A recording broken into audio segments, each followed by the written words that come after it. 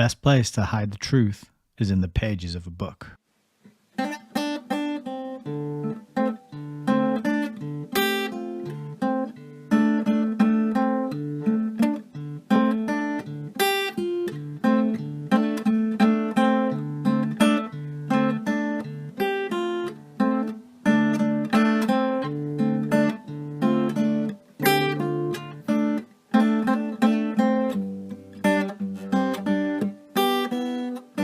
Maybe we should just read.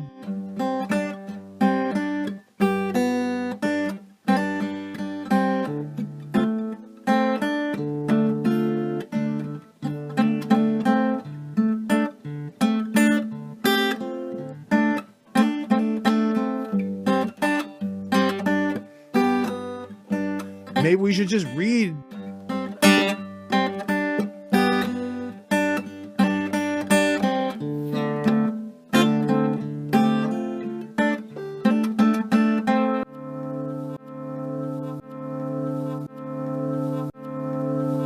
Welcome to Hayes Reviews.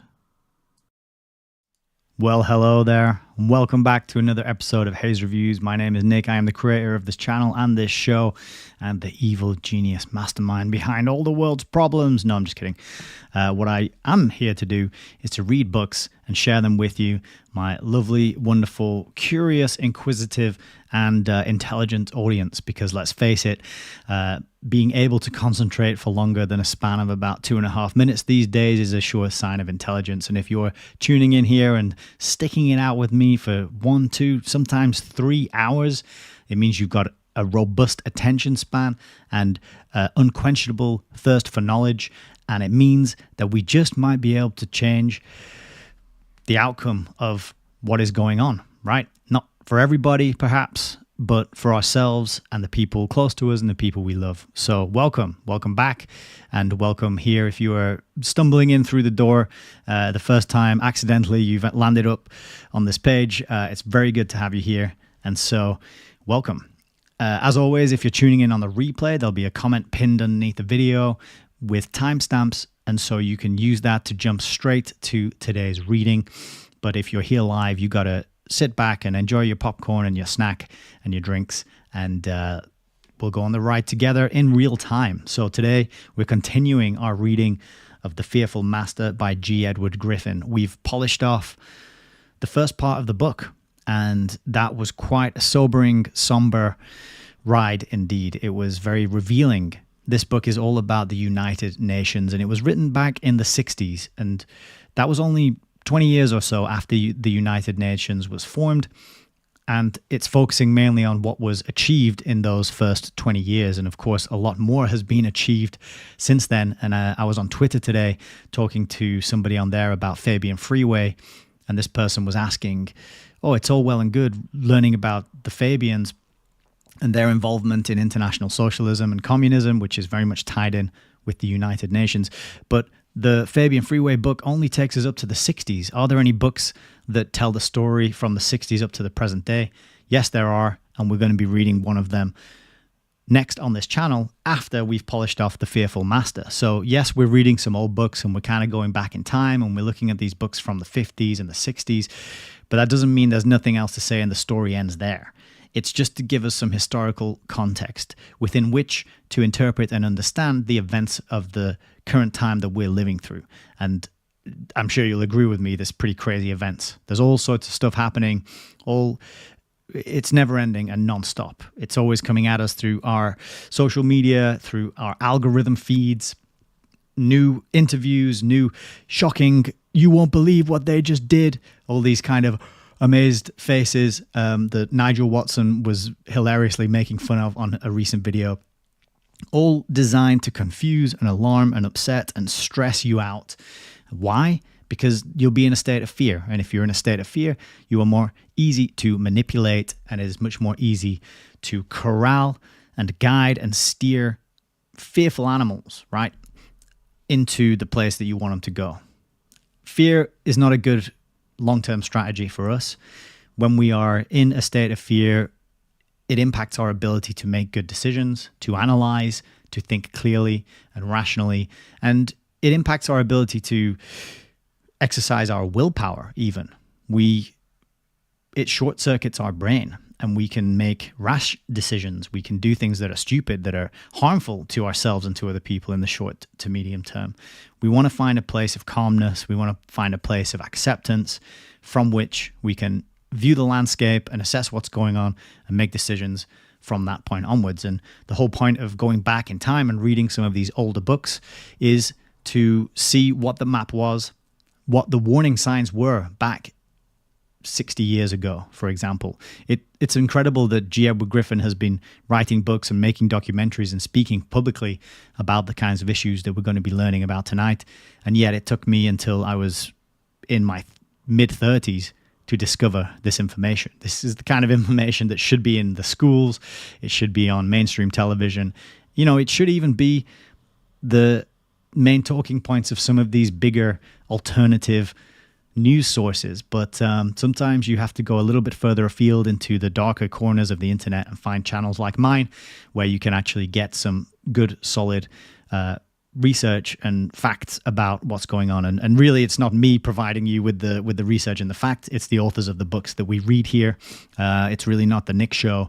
It's really the star of the show is the library and the books and the authors, and connecting with those minds of the past who were trying to warn us, who were trying to tell us what was going on, who created these wonderful artifacts called books, committed this information to page, and sent that off into the future so that we could benefit from it. You know, it's an incredible process to be engaged in. It reminds me of Jay Dyer, and he made a course called Philosophy 101.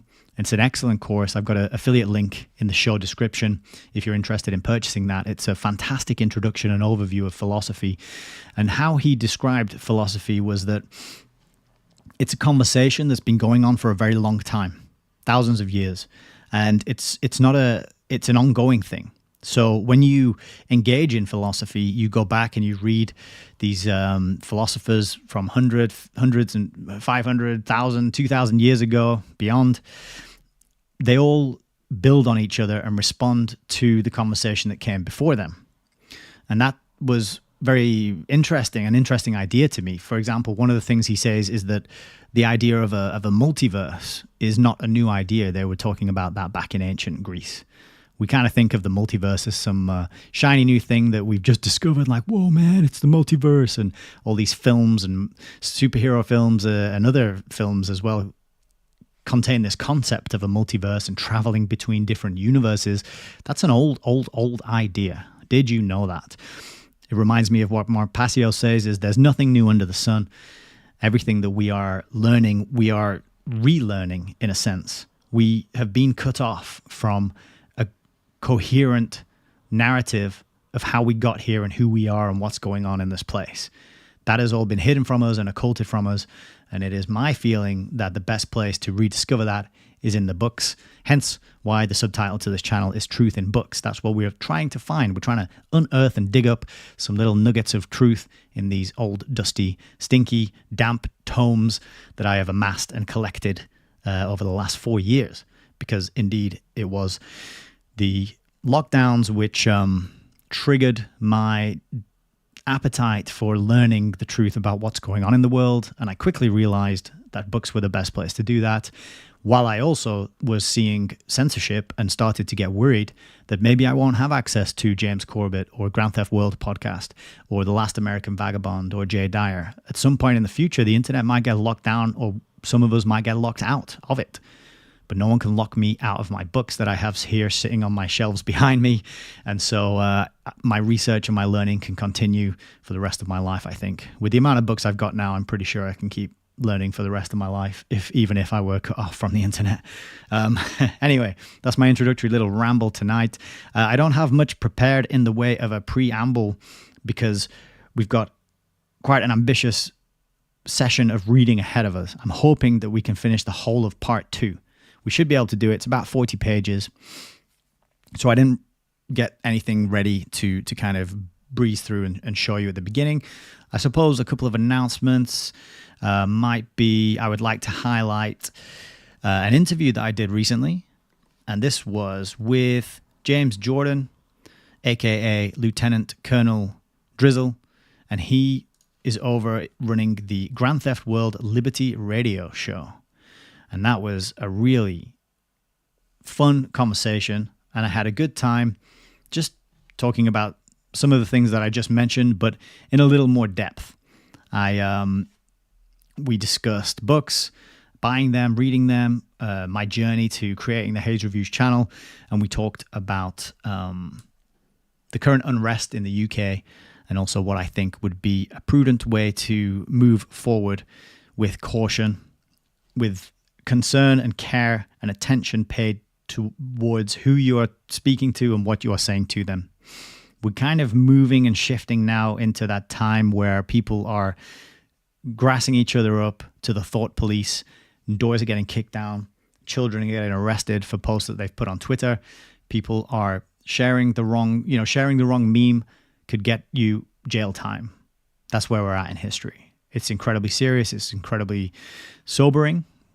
And it means caution is extremely important from this point on. Choosing battles wisely, knowing when to speak and when not to, and who to speak to about what topics is going to be an incredibly important skill. So moving forward, we've got to be able to figure out people's vibes and their energy, where they're at, and meet them where they're at, and try and harmonize with them, even if they're normie or sheeple or whatever, NPC, any of these terms, television watching news believers, as a conspiracy music guru likes to sing.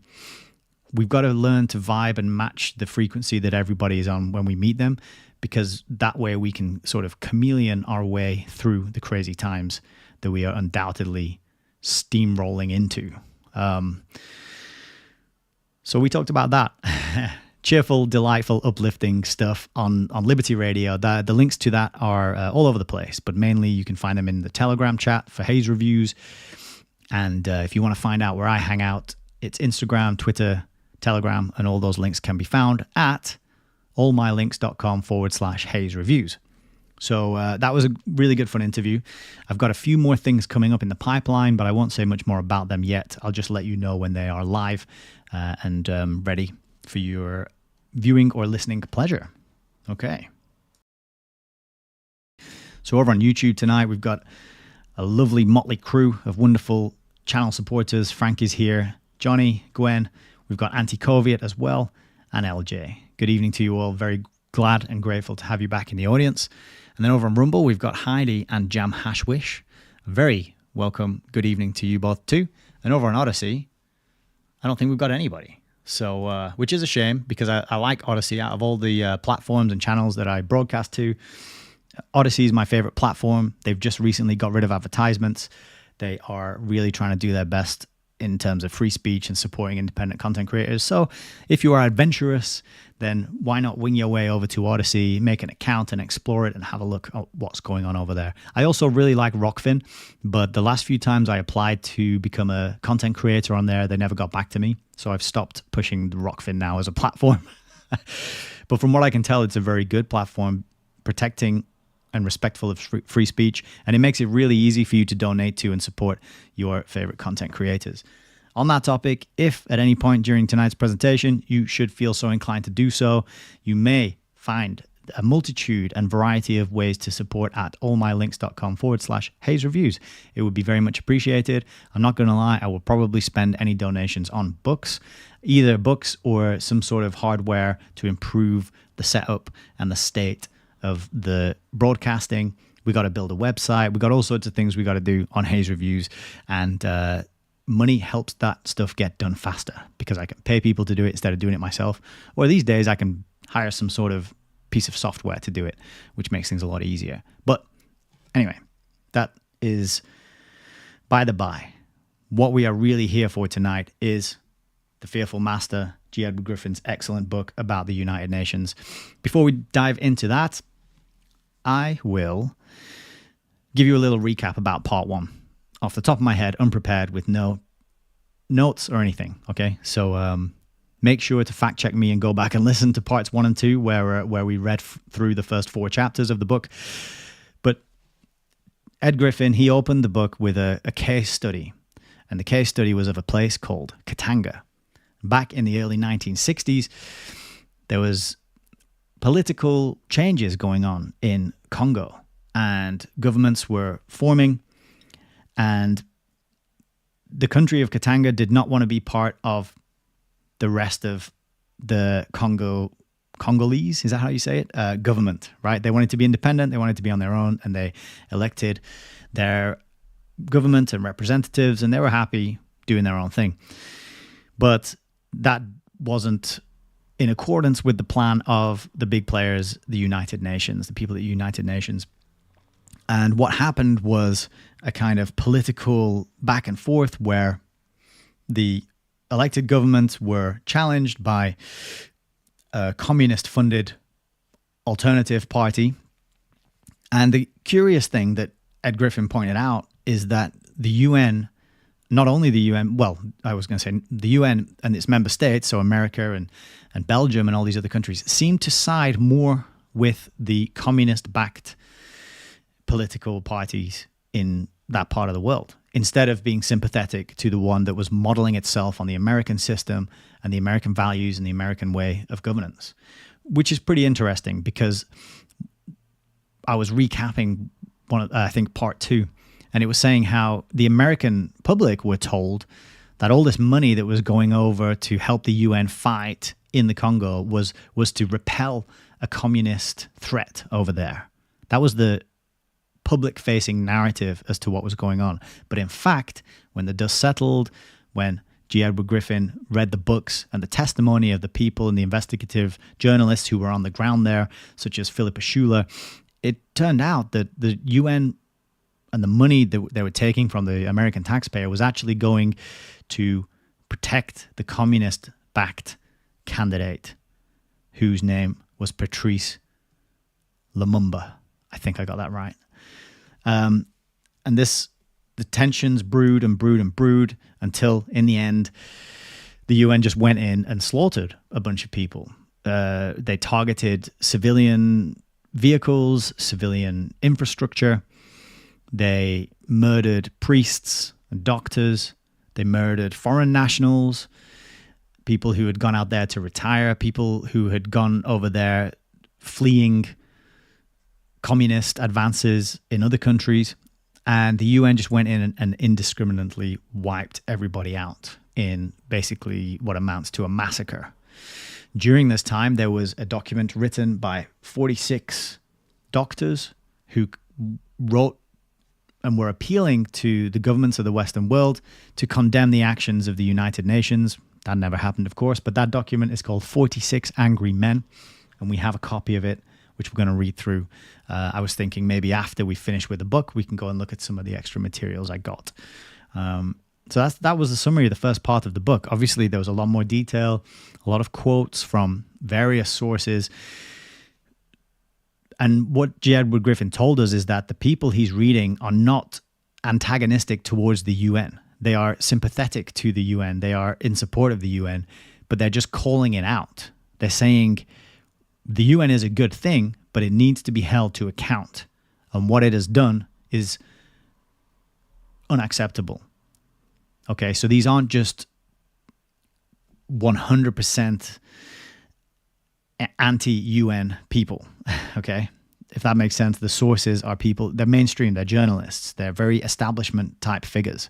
And they went over there and they saw what was happening and they felt very moved and very, very strongly and wrote entire books about that whole event, copies of which I have also obtained and we may be able to read on this channel at some point.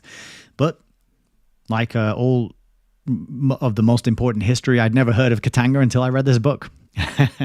And so now I'm glad that the place is on my radar and the history of what went down there at the hands of the UN is also known to me. So that was the first part of the book, a case study of the UN's involvement in Katanga, overthrowing the elected government there so that they could support the establishment of what was termed a moderate government, but was actually a government that had been trained in communist-run countries. They'd been wined and dined by communists, and that is very surprising. But it's not surprising if you actually know the true intention behind the UN and you know some of the history involving who founded it and why and what their intentions were. And if you study the history of international government, the history of communism, socialism, Fabian socialism, trying to build some sort of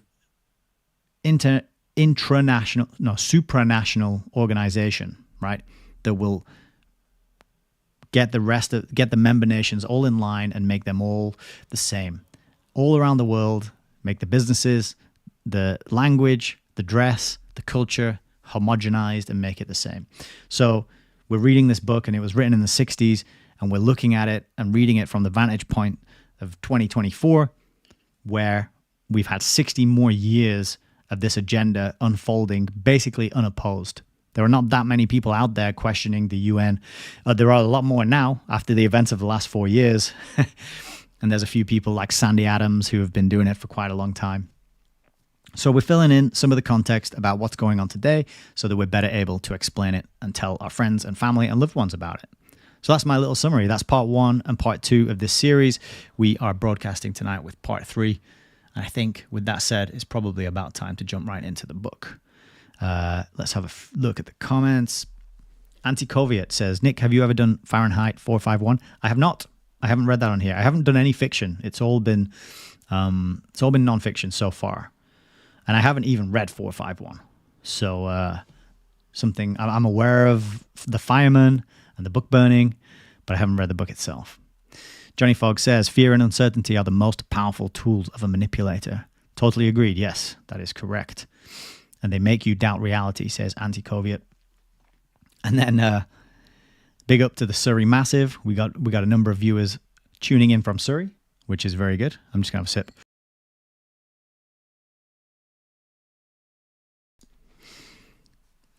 Antikoviet says, liking Nick's big shill mic. It's got to be done, you know.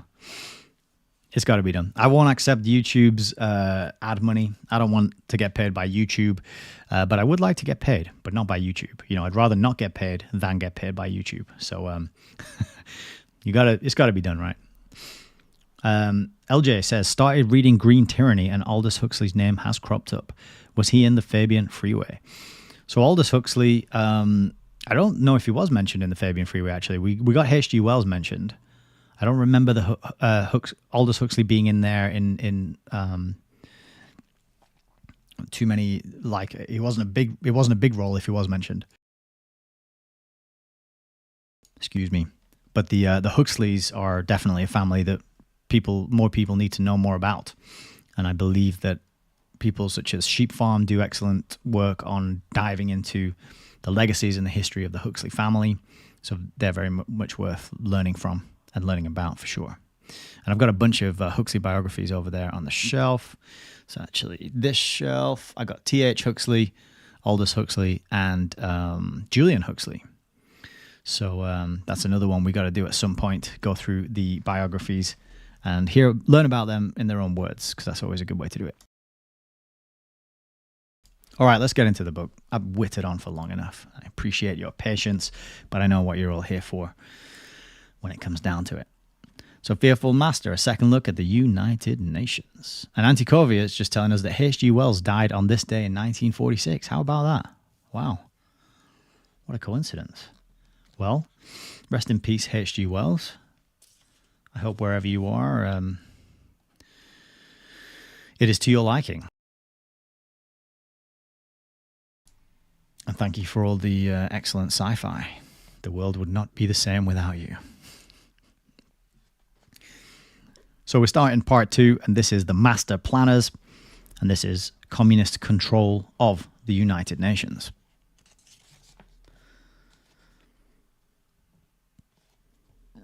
What will be left of the American experiment when we have been integrated with the political system of France, the economic system of Turkey, and the social system of Italy?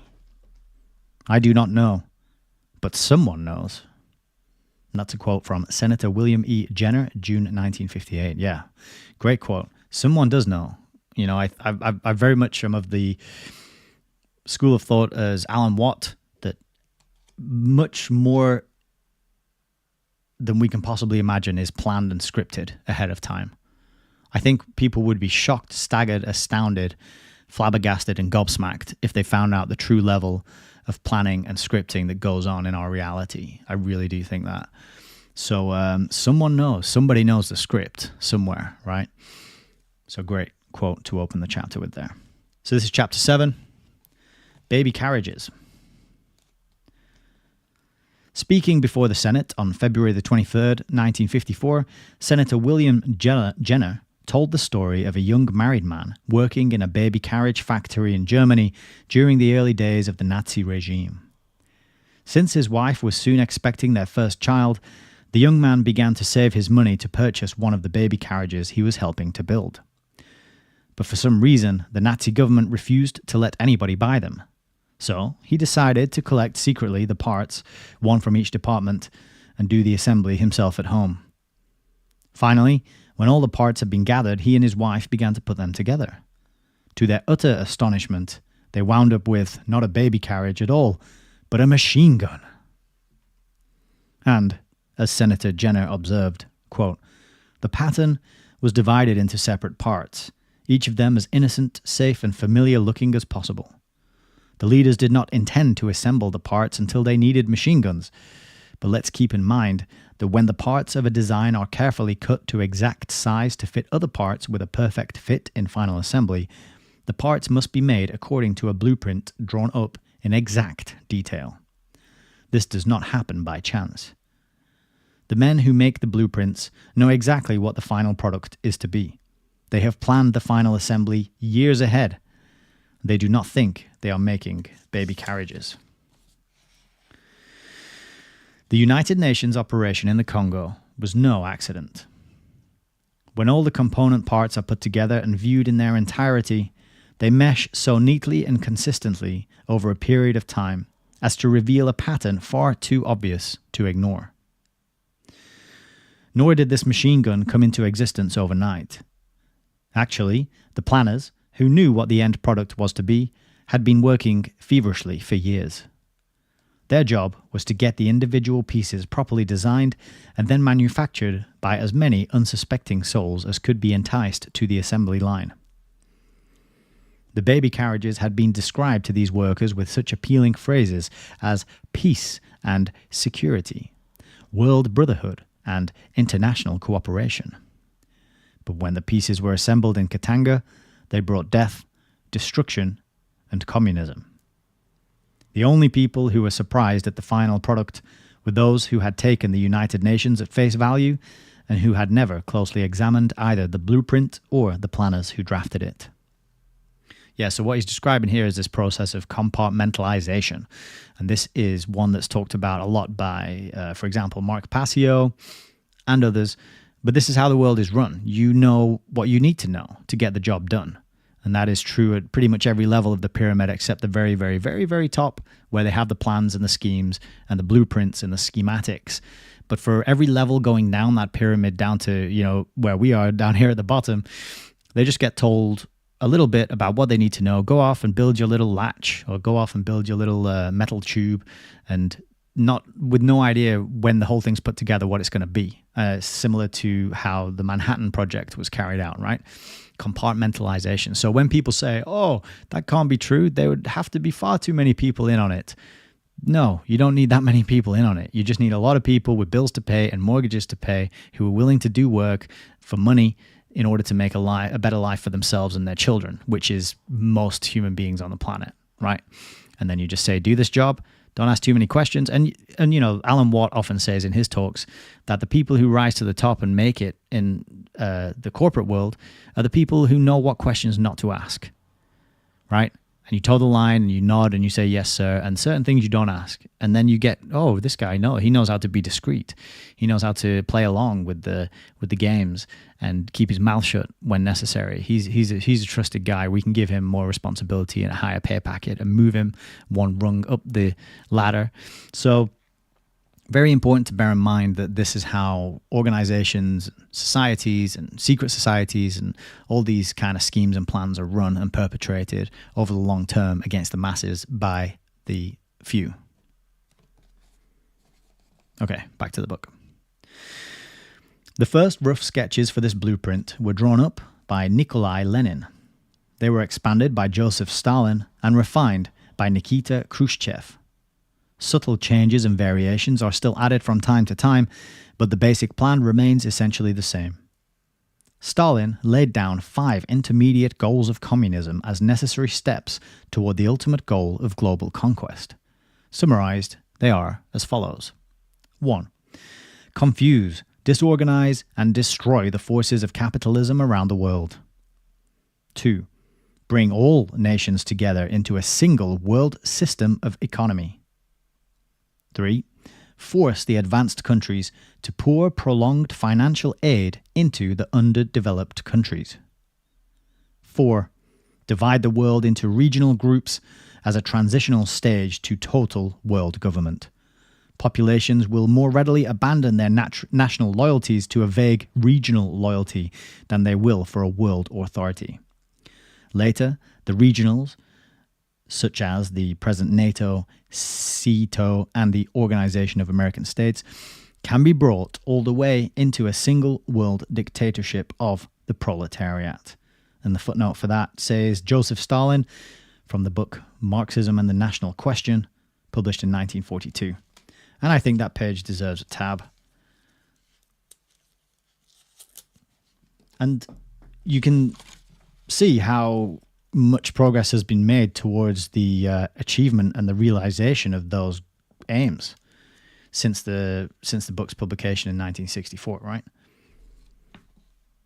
How much more integrated are the world's systems and the countries, different economies of the different countries of the world, the financial system, the food system, all the imports and exports that go on, all the industrial interconnected chains of production that are interdependent at this point, with a lot of the countries in the West failing to really produce anything of value themselves at home, right? So they made a lot of progress. Okay, carrying on. For those who may be puzzled of why the communists are concerned over raising the level of underdeveloped countries, it should be noted that this not only helps to, quote, bring all nations together into a single world system of economy, but also serves to bleed dry the capitalist countries that will be paying the bill. In addition, there is the fact that underdeveloped countries are more difficult for the communists to take over than the more advanced ones. This will undoubtedly come as quite a shock to those who have been told that our massive giveaway program to foreign countries is keeping the communists at bay. But, as Nikolai Lenin explained to his comrades, quote, the more backward the country, the more difficult it is for her to pass from the old capitalist relations to the socialist relations. To the tasks of destruction are added new, incredibly difficult tasks vis-à-vis organizational tasks. The organization of accounting, of the control of large enterprises, the transformation of the whole of the state economic mechanism into a single huge machine, into an economic organization that will work in such a way as to enable hundreds of millions of people to be guided by a single plan. The footnote for that is Nikolai Lenin, Selected Works, Volume 7, and quoted by Joseph Stalin in Problems of Leninism, 1947. In 1928 and again in 1936, the Communist International formally presented a 3-stage plan for achieving world government. 1. Socialize the economies of all nations. 2. Bring about regional unions of various groupings of these socialized nations. 3. Amalgamate all of these regional groupings into a final worldwide union of socialist states. The following is taken directly from the official 1936 program of the Communist International. Quote, dictatorship can be established only by a victory of socialism in different countries or groups of countries, after which the proletariat republics would unite on federal lines with those already in existence, and this system of federal unions would expand at length, forming the World Union of Socialist Soviet Republics. The blueprint was further developed by William Z. Foster, national chairman of the Communist Party, USA, from 1933 to 1957 when he wrote, quote, "A communist world will be a unified, organized world. The economic system will be one great organization based upon the principle of planning now dawning in the USSR. The American Soviet government will be an important section in this world government. Once the power of the bourgeoisie is broken internationally and its state destroyed, the world Soviet Union will develop towards a scientific administration of things, as Engels describes." So scientific administration of things, that is technocracy. That is the same thing described in The Open Conspiracy by H.G. Wells, same thing described by Bertrand Russell in his books, The Scientific Administration of Things. There will be no place for the present narrow patriotism, the bigoted nationalist chauvinism that serves so well the capitalist war makers. So what are we seeing now in UK? The Woodlander did a fantastic video today, very kind of heartbreaking, but he mentioned that if you stand up for a certain demographic of people, it's absolutely fine. But there's another demographic of people whom, if you stand up for them, you get labeled far-right terrorist. Okay, that's what he's getting at here. We got to do away with narrow patriotism. These patriots, they are bigoted nationalist chauvinists, and that is literally the label being thrown around today. It's also the label that is mentioned, and I got to get this to show you for anyone who hasn't checked this out yet. But in Fabian Freeway, she says right at the start of the book, and this bit blew my mind when I read it. Let's see if we can find it. Yeah. So she says here, so this book, what year was this? This was 66. So this was 1966. She says here, anyone who's questioning this agenda that we just learned about from Ed Griffin, she says, in the past 30 years, a whole series of loaded epithets has been invented for the purpose of shouting down and poo-pooing anyone who has concerns and points out what's happening. She says these epithets begin with reactionary in the early 1930s and proceeding through fascist and McCarthyite to Birchite.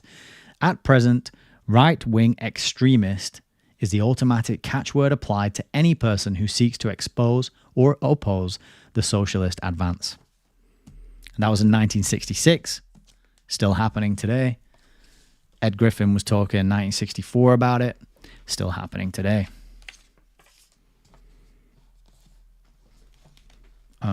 All right. Well, sorry, that wasn't Ed Griffin. Ed Griffin, was it? That was William Foster, national chairman of the Communist Party, but by way of Ed Griffin. Okay, back to the text. By 1945, the blueprint was being drafted into its final form. Delegates from countries all over the world were preparing to participate in a conference at San Francisco, which was to mark the creation of something to be called the United Nations. Earl Browder, well-known past leader of the United States Communist Party, in his book Victory and After, stated, quote, "The American communists worked energetically and tirelessly to lay the foundations for the United Nations, which we were sure would come into existence," end quote. The April 1945 issue of the communist periodical Political Affairs explained to its readers the importance of getting the capitalist countries committed to this international body. It pointed out that since Russia would be one of the dominant voices in the UN, it could be used to prevent other countries from acting independently against communism. I'm just going to make a note to get that book, see if I can find that one as well. So that is Victory and After. And who wrote that? Earl Browder. See, these are the kind of books that I like to go after and get hold of, because that admission that the United States communists have been working energetically and tirelessly to lay the foundations for the United Nations, that's a really critical kind of admission that would be good to have a hard copy of to, teach people about.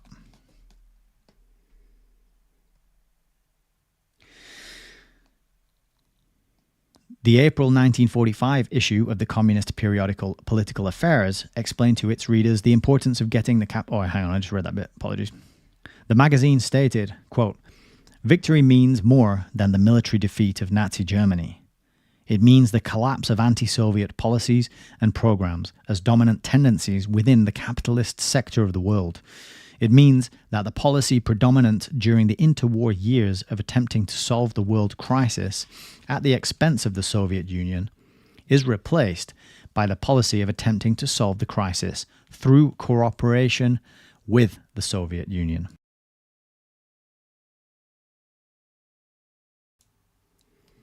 Five months later, the communists printed a pamphlet entitled The United Nations, which further explained what function they had in mind for the United Nations. To be sure, it was not the function of peace that Americans anticipated. The pamphlet said, quote, which is the San Francisco Conference, it met to outlaw war. But everyone knows that war cannot be abolished until imperialism is abolished. End quote. It went on to explain that there were four primary reasons why communists should support the United Nations. 1. The veto will protect the USSR from the rest of the world. 2. The UN will frustrate an effective foreign policy of the major capitalist countries. 3. The UN will be an extremely helpful instrument in breaking up the colonial territories of non-communist countries. 4. The UN will eventually bring about the amalgamation of all nations into a single Soviet system. In 1953, Colonel Jan Buchar, a former Czechoslovakian army intelligence officer, testified before the House Committee on Un-American Activities that a General Bondarenko delivered a lecture at the Frunze Military Academy in Moscow and declared, quote, "From the rostrum of the United Nations, we shall convince the colonial and semi-colonial people to liberate themselves and to spread the communist theory all over the world. We recognize the UN as no authority over the Soviet Union, but the United Nations serves to deflect the capitalists and warmongers in the Western world." Interesting use of the word deflect. One final and extremely revealing glimpse of the blueprint was offered by Dr. Marek Stanislaw Korowicz, a member of the United Nations delegation from Communist Poland, who defected in 1953 and sought political asylum in this country. Testifying before the House Committee on Un-American Activities, Dr. Korowicz said, "We were all indoctrinated strongly with the Russian master plan to reach the working masses of the various countries in the Western world over the heads of their governments. The organization of the UN is considered as one of the most important platforms for Soviet propaganda in the world. I wish to underline the following comment. Not only Russia, but its satellites attach a primary importance that the members of their bloc of satellite powers maintain their relations with the Western world. It is emphasized at all times that in the acts of real democracy, socialist democracy, they should seek a direct channel over the heads of their governments to the great popular masses of the US and the other Western countries. The UN organization offers a parliamentary platform to the Soviet politicians, and from this platform, they may preach to the populations of the entire world and do their subversive propaganda." It is no mere coincidence that the United Nations headquarters was located in the United States. Most Americans think that this was a victory for us in the Cold War. Nothing could be further from the truth. Not only has this made it much easier for the communists in the United States to reach directly to the American masses with their propaganda, but their spies and espionage agents posing as delegates and staff can gain entry into this country under full diplomatic immunity. Matt Kvetic, former undercover agent for the FBI, has testified that, quote, "Representatives of the Soviet bloc governments in the UN do not only operate as propaganda ministers in the UN, but also, whenever possible, carry on in this country to further the revolutionary aims of the Communist International by working in close proximity with members of the American Communist Party and alien Soviet agents." End quote. In confirmation of Kvetic's testimony, J. Edgar Hoover, head of the FBI, stated that communist diplomats assigned to the United Nations, represent the backbone of Russian intelligence operations in this country. A former employee of the Czechoslovakian consulate testified before a committee of the United States Senate in 1951 that UN officials from her country routinely took large amounts of baggage with them on their frequent trips home. She said that this meant usually less than 30 large bags per person, but on at least one occasion, to her knowledge, a returning UN official took 97 bags. She said that this baggage, which has diplomatic immunity and cannot be inspected, contained electronic devices, equipment which was very secret, literature, and secret communications. It should not come as a surprise, therefore, to learn that it was the Soviet Union, not the United States, that insisted that UN headquarters be located on our soil. Trygve Lie, the first Secretary General of the United Nations, revealed this fact in his book. In the Cause of Peace. So there you go. That's another one that I should probably look at getting hold of. So bear with me a second while I write that down. So that reference for that is in the Cause of Peace. And there's an admission that it was the USSR that wanted the United Nations headquarters, that insisted the UN headquarters be on American soil. And it kind of makes sense, doesn't it? When you take into account diplomatic immunity and how it's on a piece of land that is not classed as America and has special privileges and rules applying to it. So in the Cause of Peace is a reference for that revelation. Describing the debates over the future location of the permanent headquarters, Lai said, quote, "The Americans declared their neutrality as soon as the preparatory commission opened its deliberations. The Russians disappointed most Western Europeans by coming out at once for a site in America. Andrei Gromyko of the USSR had come out flatly for the United States. As to where in the United States, let the American government decide," he had blandly told his colleagues. Later, the Soviet Union modified its stand to support the East Coast. Let us now put these scattered pieces of the master plan together and see what it looks like in its entirety. Briefly summarized, the communist blueprint for world conquest via the United Nations is as follows. 1.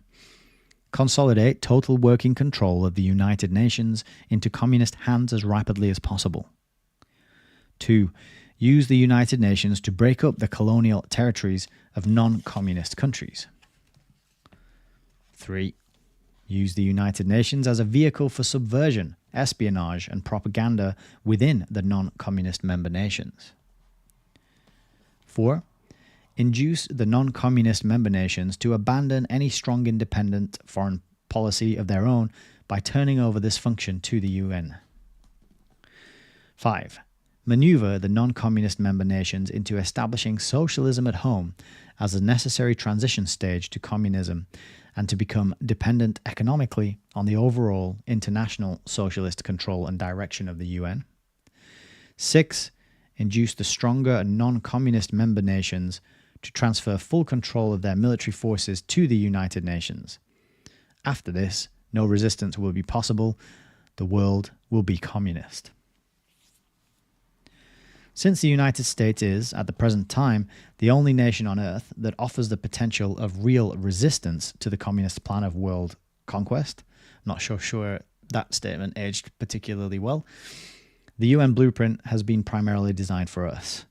The communists know that if they can just get America to step completely into the cage, the rest of the world will be theirs.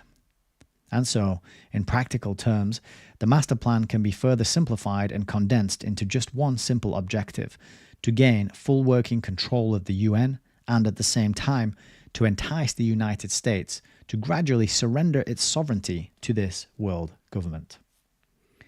With the blueprint clearly before them, the communists next launched a massive propaganda campaign to sell the UN to the American people.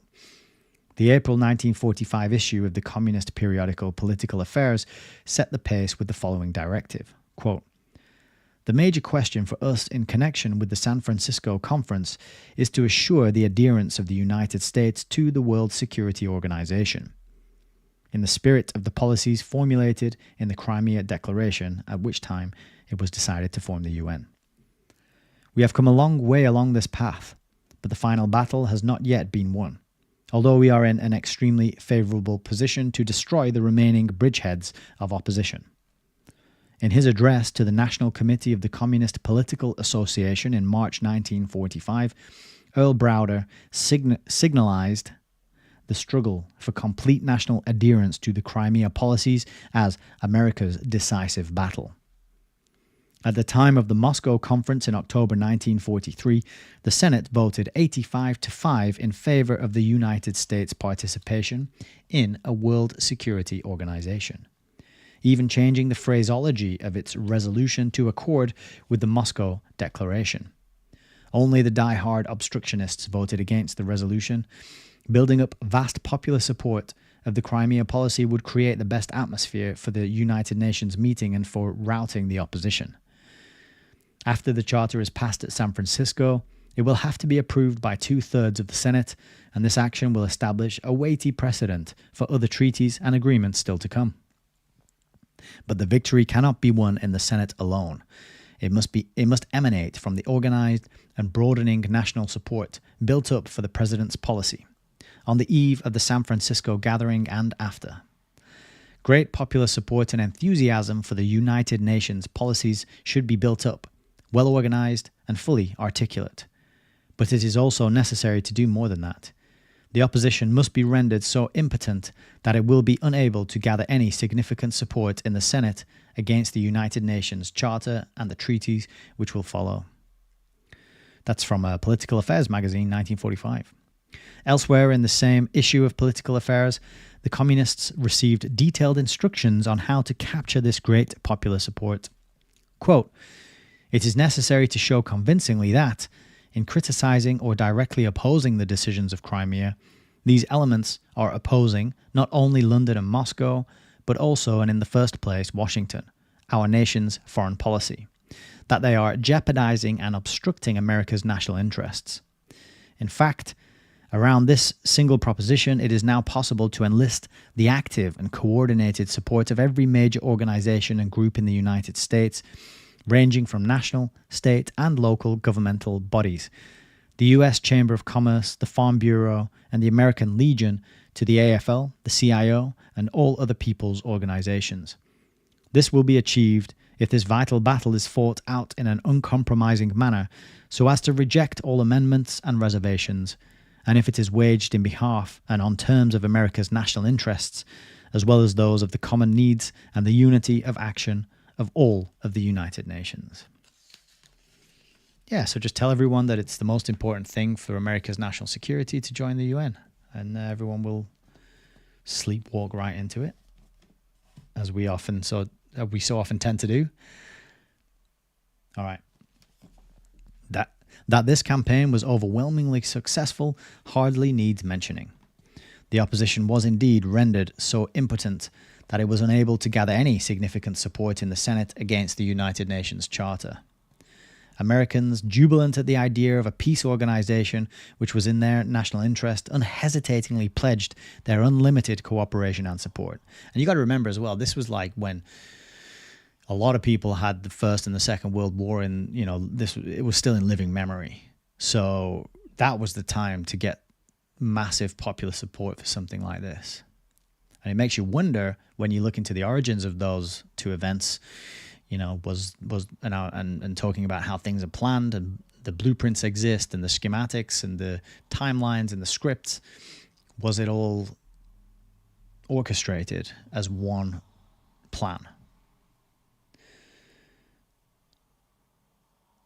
Americans, jubilant at the idea of a peace organization which was in their national interest, unhesitatingly pledged their cooperation and support. By 1954, however, the United Nations began to lose some of its initial luster in American circles. A rising tide of opposition was clearly on the horizon. Once again, the communists went into high gear, this time to throw up a wall of protection around their pet creation. For instance, the July 1954 issue of the Communist Daily Worker, in an article headed U.S. Labor and the UN, said, quote, "Both AFL and CIO have consistently given verbal support to the UN. Their conventions unfailingly adopted resolutions to the effect since the establishment of the World Organization in 1945. Now the time has come when it is more than ever necessary to match the words with deeds, for the UN is in danger of going the way of the old League of Nations." A few months later, the same newspaper offered its communist readers several tips on what arguments to use to overcome any criticism of the United Nations' dismal record. It answered the critics this way. Quote, "So you see, it's not the UN that merits your scorn and active opposition, but the policies that have undermined the UN and turned it into the opposite kind of an organization than was envisioned in San Francisco and provided in the Charter." A further indication of the communist interest in maintaining the United Nations can be found in the preamble to the Constitution of the Communist Party. The Communist Party of the United States fights uncompromisingly against all forms of chauvinism. It holds further that the true national interest of our country and the cause of peace and progress require the strengthening of the United Nations as a universal instrument of peace. This, then, is the baby carriage that has been sold to the American people. Sold, but not yet delivered. 1964, remember? When the day comes that the planners feel ready to assemble the parts on our soil, our innocence and good intentions will be of small comfort. The plan is both simple and brilliant. But have the communists succeeded in conquering 1/3 of the world through stupidity? Did they do it with brute force? Was it luck? The answers to these questions are obvious. One thing for which the communists must be given credit is that they are master strategists. They know full well that they could never hope to conquer the world through military might alone. But through trickery and deception, they have developed a formula whereby they can take over America and thus the rest of the world, without firing a single shot. Khrushchev has said that when the red flag flies over America, it will be Americans who will put it there. And in that simple boast lies the key to everything the communists and their allies are trying to accomplish through the United Nations. As Abraham Lincoln predicted, quote, "If destruction be our lot, we must ourselves be its author and finisher. As a nation of free men, we must live through all time or die by suicide." That is the end of the chapter. And check in with the comments, see how you're all doing out there in the chat, and take a swig. So this image of the baby carriages, the different parts, the compartmentalization, and the ignorance of the people involved. I think that is a really critical key component to the success of this kind of planning and strategizing is the ignorance of the people involved. They don't know the big plan. They don't know what the people 2, 3, 4, 5, 6, 7 levels above them are hoping to achieve and want to get done. They just know their instructions, and they just know they'll get a little pat on the head if they follow their orders and do what they're told and don't ask too many questions, right? So what do you think about that? ESP over on Odyssey, good evening, says that was a powerful chapter. It was a really good one, actually. I love it. I love the fact that Ed Griffin brings all these quotes, and I've got 2 new books to look up, see if I can grab hold of them. And quite often with this kind of thing, these kind of books, when they're old and not very well known, you can pick them up for cheap. Usually, you can get them for pretty cheap if you are lucky and you keep an eye on the price and keep an eye on what's available. There's a Katanga book that I got. It's over there somewhere in one of those big piles of books over on my table. But I got Smith Hempstone's book. It's called The Katanga Report. So it's not the one that Ed Griffin quotes from in this book, but it's another book by the same guy, Smith Hempstone, the journalist, Chicago journalist. And it's just called The Katanga Report. I got it for less than £2 on Amazon, the first edition copy. So It's got maps in it and all sorts. So those kind of books, like the two that were just mentioned, and I'll remind anybody, it was, in fact, we'll go back to the book cam. I'll just remind you the two books that were mentioned there in case anybody wants to grab those. We got Victory and After by Earl Browder and In the Cause of Peace by Trygve Lie. Yeah. So I love the fact that he's given us all the quotes. He's using the communists' own words, and he's painting a very convincing picture. And it's kind of heartbreaking because he had no idea. Well, I say he had no idea what was coming. It's kind of heartbreaking because he's writing back when, what did he say, a third of the world had signed up to the UN, and now we're on almost 100%, as I mentioned in part one of this video series. So yes, very powerful chapter, ESP, totally agree. Jam Hashwish over on Rumble is saying, it sounds like the Fabian essays, and apparently you're a white supremacist. Well, I mean, if you're white and you want good things to happen to white people, that's what makes you a white supremacist, far right-wing extremist these days. That's all it takes. That's what the Woodlanders video was about. There's nobody advocating for us. We don't have any leaders, because as soon as you step up and say, I'm going to advocate for the wellness of white people, it sounds racist immediately, because that's the messaging that's been implanted in all our minds.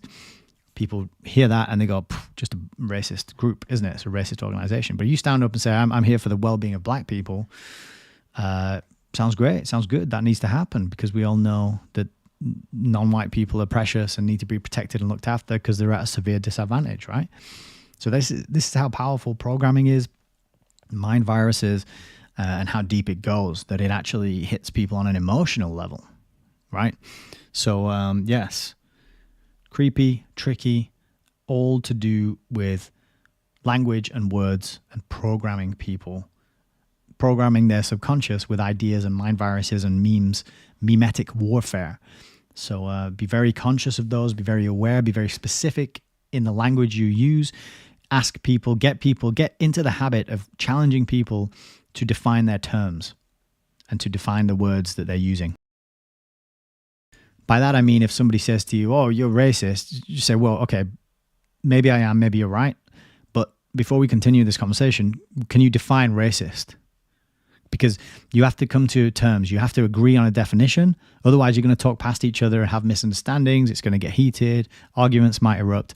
If somebody levels an accusation at you, okay, you're a far-right supremacist. Okay, I'm not saying you're wrong. I'm not saying you're right. But what do you mean by far-right? Define it for me. You're using a word. You must be able to define it.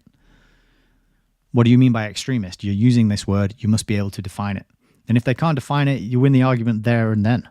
Right? You say, well, you're an idiot. You don't know what you're talking about. You can't define the words you're using. Why am I even talking to you? But maybe don't be that rude. That might get you in prison these days. Okay, we got lots of stuff going on YouTube. So let me pick out some highlights. Anti-COVID says, my flabbers be gassed on a daily basis. Flabbergasted. Yes, it is a daily thing, isn't it? And we got Shamanarchist. Hello, mate. Hello, everybody. Welcome. Good to have you here. Nice one for showing up again. Anti-COVID says the meat suits might change, but the parasite does not. That's a very good point. The parasites keep going and going and going. They've been here for a long time. Anti-COVID says Trygve Lie. Yeah, Trygve Lie. What a name, right?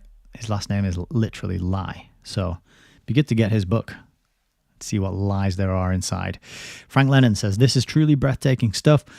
So the Soviet Union never disappeared. The wall never fell. The latter simply went virtual. Today, the Soviet Union is UNHQ in New York. Right. Yeah, it's interesting. It's amazing how illusory world events are. They're handed to us. They're given to us. But are they true? Are they real? Or is it all a stage show with concocted events and narratives to keep people confused and needing to rely on those in perceived positions of authority and power to do things for us, because we've been so just mixed up and muddled up with lies and nonsense. I think that's a large part of why this power differential is maintained with this tiny parasite class managing to keep control and wealth and power for so long. And I heard a good phrase on a Rise Above stream yesterday or the day before. It was Machiavellian parasites. And I really like that one. The Machiavellian parasites. In previous videos, I was calling them the parasite cowards. I call them cowards because they use so much deceit and lies and Machiavellian tactics. It's all about keeping your opponent in ignorance of what you're doing. They don't just come out and be very on the nose and open and face people head on with what they're doing. It's all shadows and deceit and lies and manipulation. And that means you're a coward, you know. Shamanakis says, lots of unconscious sleepers everywhere. UN should change their flag from a flat earth flag to a hammer and sickle. No one would even bat an eyelid nowadays. And it's, yeah, I'm smiling, but I'm smiling because you're right on the money there with that. And I think I agree. You're true. Hasdak says, have you joined the initiative, Nick? I think you're talking about the Woodland Initiative. I have not, but it's been on my to-do list for a while. I'm aware of it, and I would like to get into that community and talk to the people there. Because I'm in England, and I would like to have a place to go where I'm not going to get my head caved in by a policeman for offending somebody's precious feelings. Are you in that, Hasdak? If you are, what do you think? Please let us know. LJ says, what I want to know is why some of us have not fallen for the mind control. Is it like hypnosis? I've been asking myself the same question for the last 4 years. I still haven't come up with an answer. Theories that I've had, some of us are more, if you are more well-traveled outside of your comfort zone, especially outside of your culture, if you've lived in other places that are vastly different or very different to your own, I think that can widen your perspective and understanding of the world to the point where it's much harder to be programmed. I thought that maybe psychedelic experiences could be another one. If you've had your mind, you know, I kind of put it like, once your mind has gone to a certain awareness, it can't really go back. And that's the way I kind of think of it. So I looked at like, it's probably something to do with life experience, with going through things that not many people do. Whereas the people who just live the same humdrum life, the same life as everyone around them, and they live in one place, they're born there, they live there their whole life, everyone speaks the same, everyone behaves the same, they watch the TV, they're the people who are more likely to get hypnotized more easily into the nonsense. It's just a theory, though. I haven't backed it up with any kind of scientific study. I would love to hear your thoughts or anyone else's thoughts in the chats about that. Okay.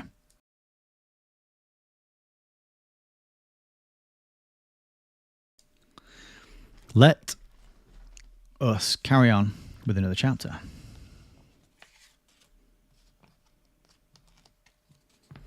That was a good one. It's going to be hard to top that last one, but never say never. Stranger things happen at sea. Okay, let me adjust the mic. All right, this is chapter 8. Under every bed. And the quote at the top says, let none but Americans stand guard tonight. And that's another George Washington quote. If you remember, the book opens with a George Washington quote, which I'd never heard before, but I thought was fantastic. Government is not reason, it is not eloquence, it is force. Like fire, it is a dangerous servant and a fearful master. It's probably, I don't know a lot of George Washington quotes, but that's probably my favorite. All right, chapter 8, Under Every Bed. It is a sad commentary on contemporary America that when anyone tries to call attention to the fact that known communists have succeeded in penetrating into key positions within our government, he's usually met with a barrage of wild accusations and condemnations from the anti-communists who now seem to dominate our opinion-molding channels of mass communications. Anyone who tries to arouse his fellow citizens to the terrible danger of allowing communists and fellow travelers in high places runs the risk of becoming the object of public scorn. He will be labeled extremist, radical right, crackpot. He will be contemptuously dismissed with the observation, "Oh, he sees a communist under every bed." This phrase has almost become the national slogan of that great army of Americans who, being afraid to examine the evidence closely lest they discover a truth too unpleasant to bear, loudly repeat over and over again, as though saying it made it so, "It can't happen here, it can't happen here." And I realize I just said that with a really distinctly British accent. But this paragraph reminds me of people using the phrase conspiracy theorist, right? That can't be real. That's just conspiracy theory, without looking at the evidence, without taking the time to read a book on the topic, or consider that the phrase itself, conspiracy theorist, has been handed to people in order to allow them to bypass critical thinking, to bypass giving consideration to evidence and using their minds and their brains to analyze facts, data, and information. That is just a get out of jail free card. You don't have to do any of that. That's all hard work. Just say conspiracy theorist and go on about your day and go carry on watching television and eating your Pringles, which are a kind of I don't know if you have Pringles in America, but Pringles are a kind of what you would call chip, but what we call crisp. But I'm sure you're all familiar with that anyway. Stay away from Pringles. They're horrible. Okay. As the former head of the U.S. Communist Party, William Z. Foster, put it, quote, American imperialism is now strong.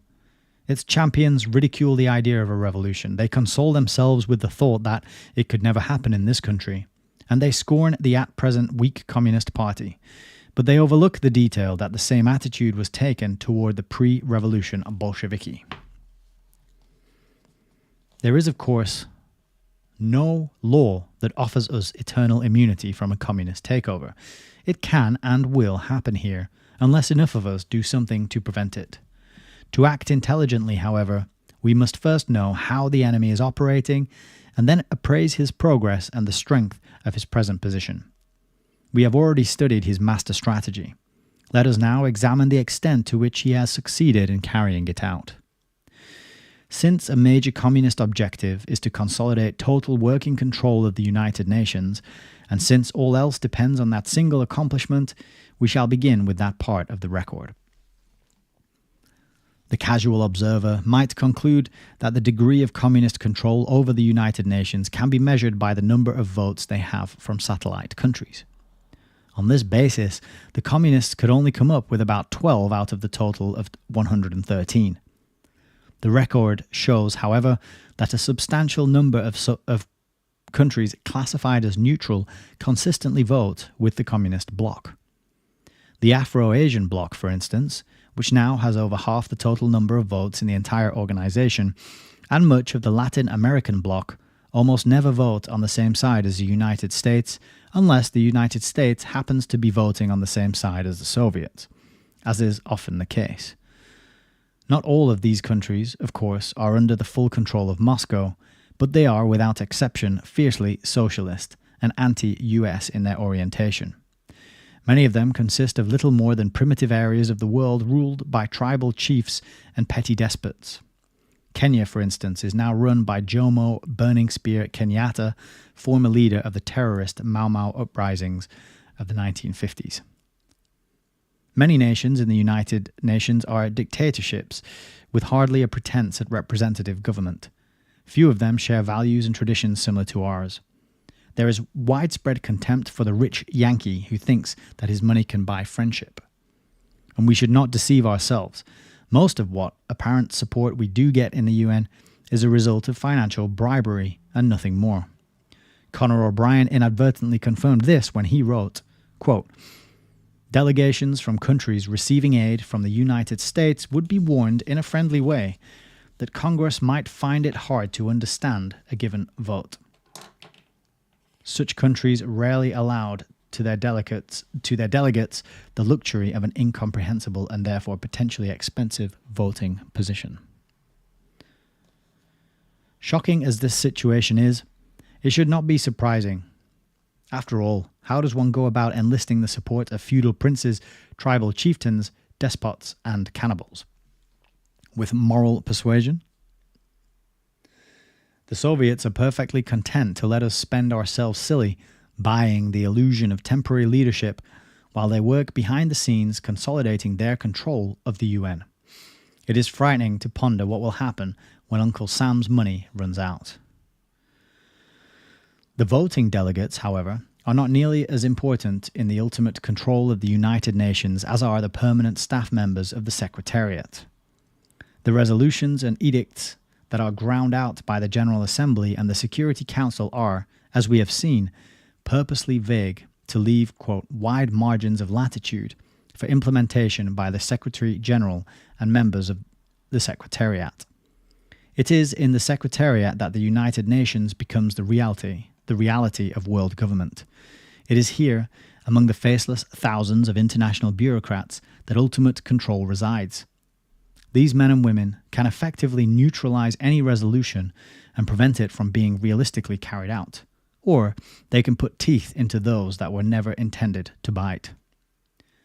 When Conor O'Brien was transferred from his position as a delegate from Ireland to the staff of the Secretariat, he was so impressed at the greater importance of his new role that he was prompted to write, quote, "What produced the sense of shock was the growing impression that neither the General Assembly nor the Security Council had the full materials necessary for an adequately informed discussion and adequately motivated decisions on the UN operation in the Congo. The only people who had these materials were the people who saw the actual telegrams, the inner circle of the Secretariat. As for the Congo Advisory Committee, advising the Secretary General on the basis of the information with which the Secretary General saw fit to supply it, it seemed, in the light of the telegrams, much less like an advisory body than like a group of innocent outsiders being taken for a guided tour. The Secretariat, rather than the half-paralyzed Security Council or the amorphous General Assembly, was the reality of the United Nations, the advancing edge of the sense of international community.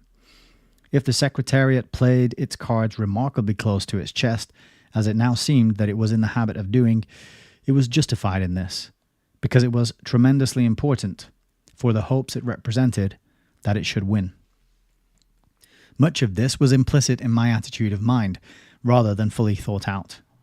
What I was actually most conscious of was the more primitive feeling of pleasure at now being, as I thought, on the inside of this major international operation, combined with a sense of deflation on realizing how very much on the outside one had been as an ordinary delegate in the corridors of the Assembly and at the Advisory Committee.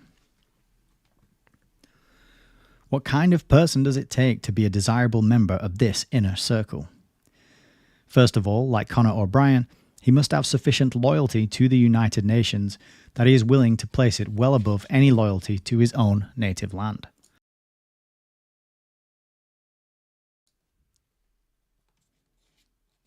All members of the United Nations Secretariat must take the following oath upon employment.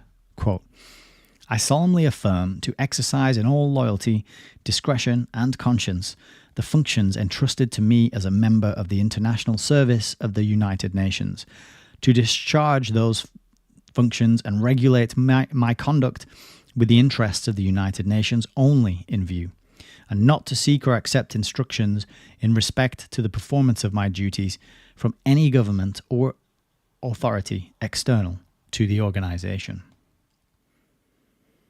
Many of the American employees in the Secretariat who gladly took this loyalty oath to the UN refused to answer when questioned by a committee of the Senate regarding their communist activities. Oath or no oath, any communist who may be employed by the United Nations will never be loyal to anything except communism. They will be loyal to the UN only as long as the UN is serving the purposes of the Kremlin, not 1 minute longer. Of course, everyone knows this. Yet the non-communists at the United Nations have learned that whenever this fact is brought up, it enrages the Soviets. Consequently, they no longer discuss it, lest it upset the cause of peace. The absurd ostrich complex has even gone so far that, while it is officially forbidden for the UN to hire anyone connected with fascism, on the plausible basis that no one wants a potential Mussolini or Hitler to show up in the Secretariat, it is perfectly all right to hire persons connected with communism. Apparently, no one is worried about harboring a potential Stalin. J. Edgar Hoover, director of the FBI, has disclosed that between 70 and 80% of the Iron Curtain diplomatic representatives in this country have, quote, some type of espionage assignment. Since it is only logical to assume that these people are dedicated communists and that they will be exerting their maximum influence to channel the efforts of the United Nations toward communist objectives, we will not waste a lot of time belaboring the point. There are several factors, however, that need to be emphasized. The first is that these people are not just run-of-the-mill international servants. They are carefully screened and professionally trained in the art of espionage. Once inside the United States, their mission is to gather secret material and to serve as a communications link between Moscow and American-based communists. Hardly a month goes by without our reading in the newspaper of another United Nations delegate being nabbed by the FBI for espionage. It happens so often that it is hardly newsworthy any longer. The frustrating part of it, however, and the second point to be emphasized, is that since these enemy agents are officially accredited to the United Nations, they can operate under complete diplomatic immunity. If the FBI catches them red-handed, all they have to do is flash their UN passes and they are free again. Our State Department usually dashes off a stiff note of protest to the Soviet delegation asking that the individual be sent home. But a few days later, the exposed spy is replaced by another highly trained espionage agent from behind the Iron Curtain, and the whole operation continues without missing a stroke. As US News and World Report summarized it, quote, "Agents of Russia, Czechoslovakia and Poland, as employees of a world organization, face little or no surveillance of the type Americans face in communist countries. They can talk to anyone. They can communicate with Moscow by secret radio code. They can travel back and forth between New York and their home capitals freely, carrying secret documents with immunity. They are even free from arrest for minor crimes. And if one is caught red-handed with secret US documents, as was Valentin Gubitchev in the Judith Koplan case, he can count on merely being sent home, his passage paid by the UN. This diplomatic immunity makes it possible for UN communists on our soil to go much further than acts of espionage. In fact, there is no limit to the extent of their activities, even to the point of kidnapping, murder, and terrorism. For instance, Arkady Sobolev, who was at the time chief of the UN Soviet delegation, sent members of his staff to forcibly repatriate 9 Soviet sailors who had sought sanctuary in America. The UN delegates, who were members of the Soviet secret police, went into the homes of these seamen in New York and New Jersey, beat them into submission, kidnapped them, and sent them back to Russia. American law enforcement officials knew what was happening, but were powerless to do anything about it because of the diplomatic immunity of the UN personnel. These same international servants later spirited away 2-year-old Tanya Romanov, a little girl born in America, legally an American citizen, whose parents were Soviet refugees. In 1953, Dr. Marek Korowicz, a UN delegate from communist Poland, took advantage of his presence in New York to escape to freedom in the United States. This is much riskier than it sounds, for, as the Chicago Tribune reported, quote, "The possibility that communist secret police may try to shoot down Dr. Marek Korowicz escaped Polish alternate representative to the UN, The possibility that communist secret police may try to shoot down Dr. Marek Korowicz, escaped Polish alternate representative to the UN, who has escaped asylum in the US, has posed another problem for New York police, it was learned today. Their apprehension was dramatized by the fact that the FBI is standing 24-hour guard over Dr. Korowicz and the disclosure that at least 18 known agents of Russia or red satellite nations carry guns in this area. These agents go about claiming diplomatic immunity, and police say they do not have the authority to disarm them. But let us return to the main issue, which is the degree of communist control over the United Nations itself. While these agents are actively engaged in espionage against the United States, they are also busy within the structure of the UN, doing their part to influence all that goes on there. They may be high-ranking administrative officials overseeing the work of hundreds of employees, or they may be merely innocuous statisticians, researchers, or translators.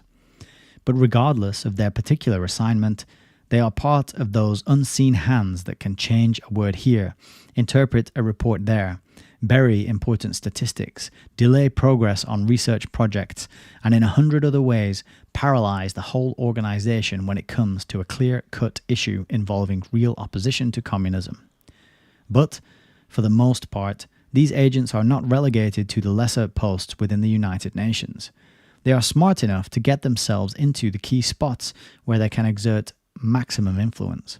For instance, for many years, a Mrs. Yugolova, a Russian communist from the Soviet Ministry of Education, has been head of the Secondary Education Department of UNESCO. Many will recall that as recently as July 1963, 2 UN employees fled the country after being exposed by the FBI as secret officers of the Soviet military intelligence. One of these, Dmitrievich Egorov, was a key personnel officer at the United Nations and was involved in the critical task of hiring and placing other employees in the Secretariat. Another Soviet official by the name of Permagorov was one of the chiefs of UN radio broadcasts. Mr. Katsuki, a communist from Poland, was president of the 6th Commission of Jurists, one of the principal standing committees of the United Nations. His only qualification for this post, by the way, in addition to the fact that he was a communist, was just 1 year of study of law at the University of Krakow.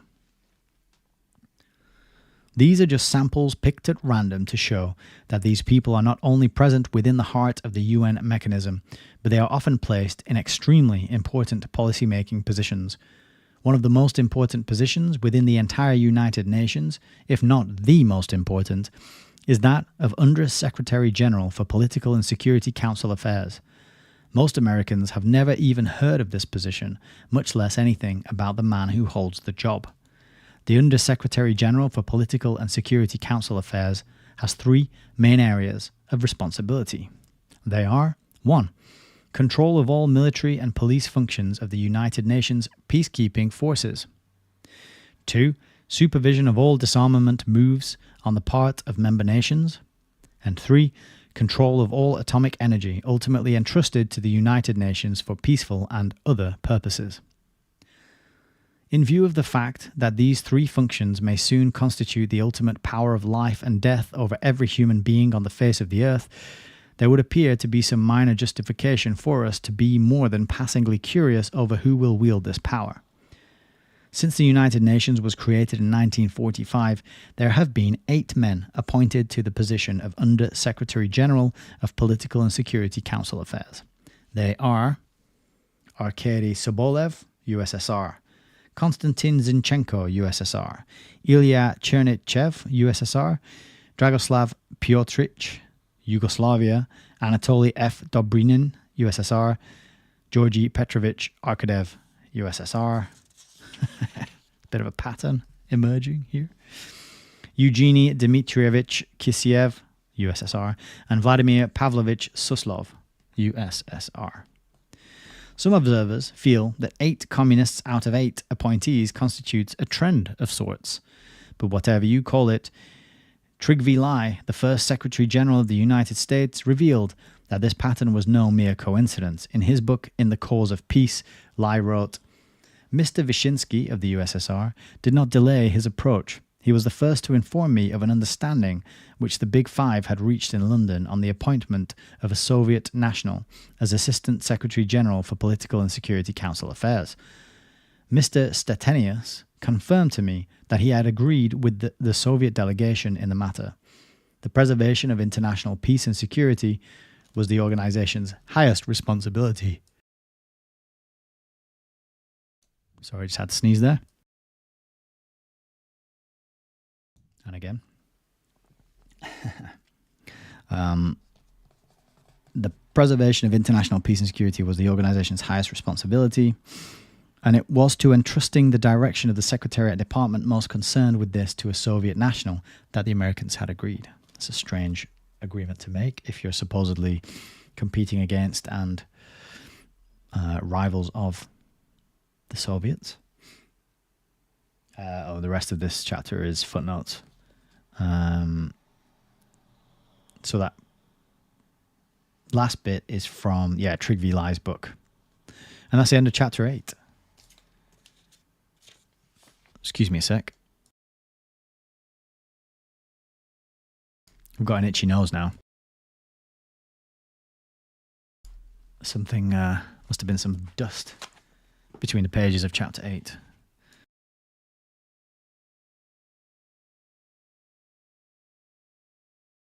How are we doing? What do you think of that chapter? Let's have a little look in YouTube chat. Oh, there's all sorts of stuff going on here. Hasdak says, Pringles are bad for you, Nick. Yes, totally true. Totally true. They're some of the worst mass-produced fake food out there. And I don't even know what goes into it. And it gets sprinkled with, powdered flavor.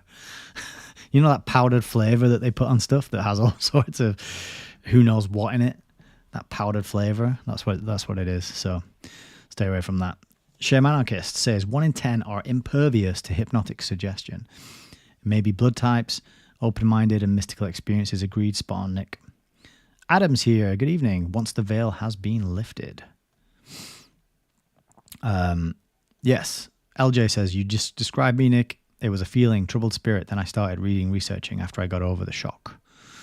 Exactly. That's it. It's you feel uncomfortable, something's not right, and then you start looking into it, and then, oh my goodness, you start having to go back way further back to understand things.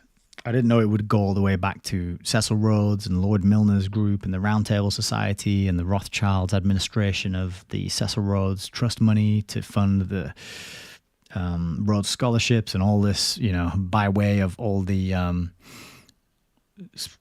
secret societies. And it's been quite a fun, bumpy journey tumbling down the rabbit hole, that's for sure.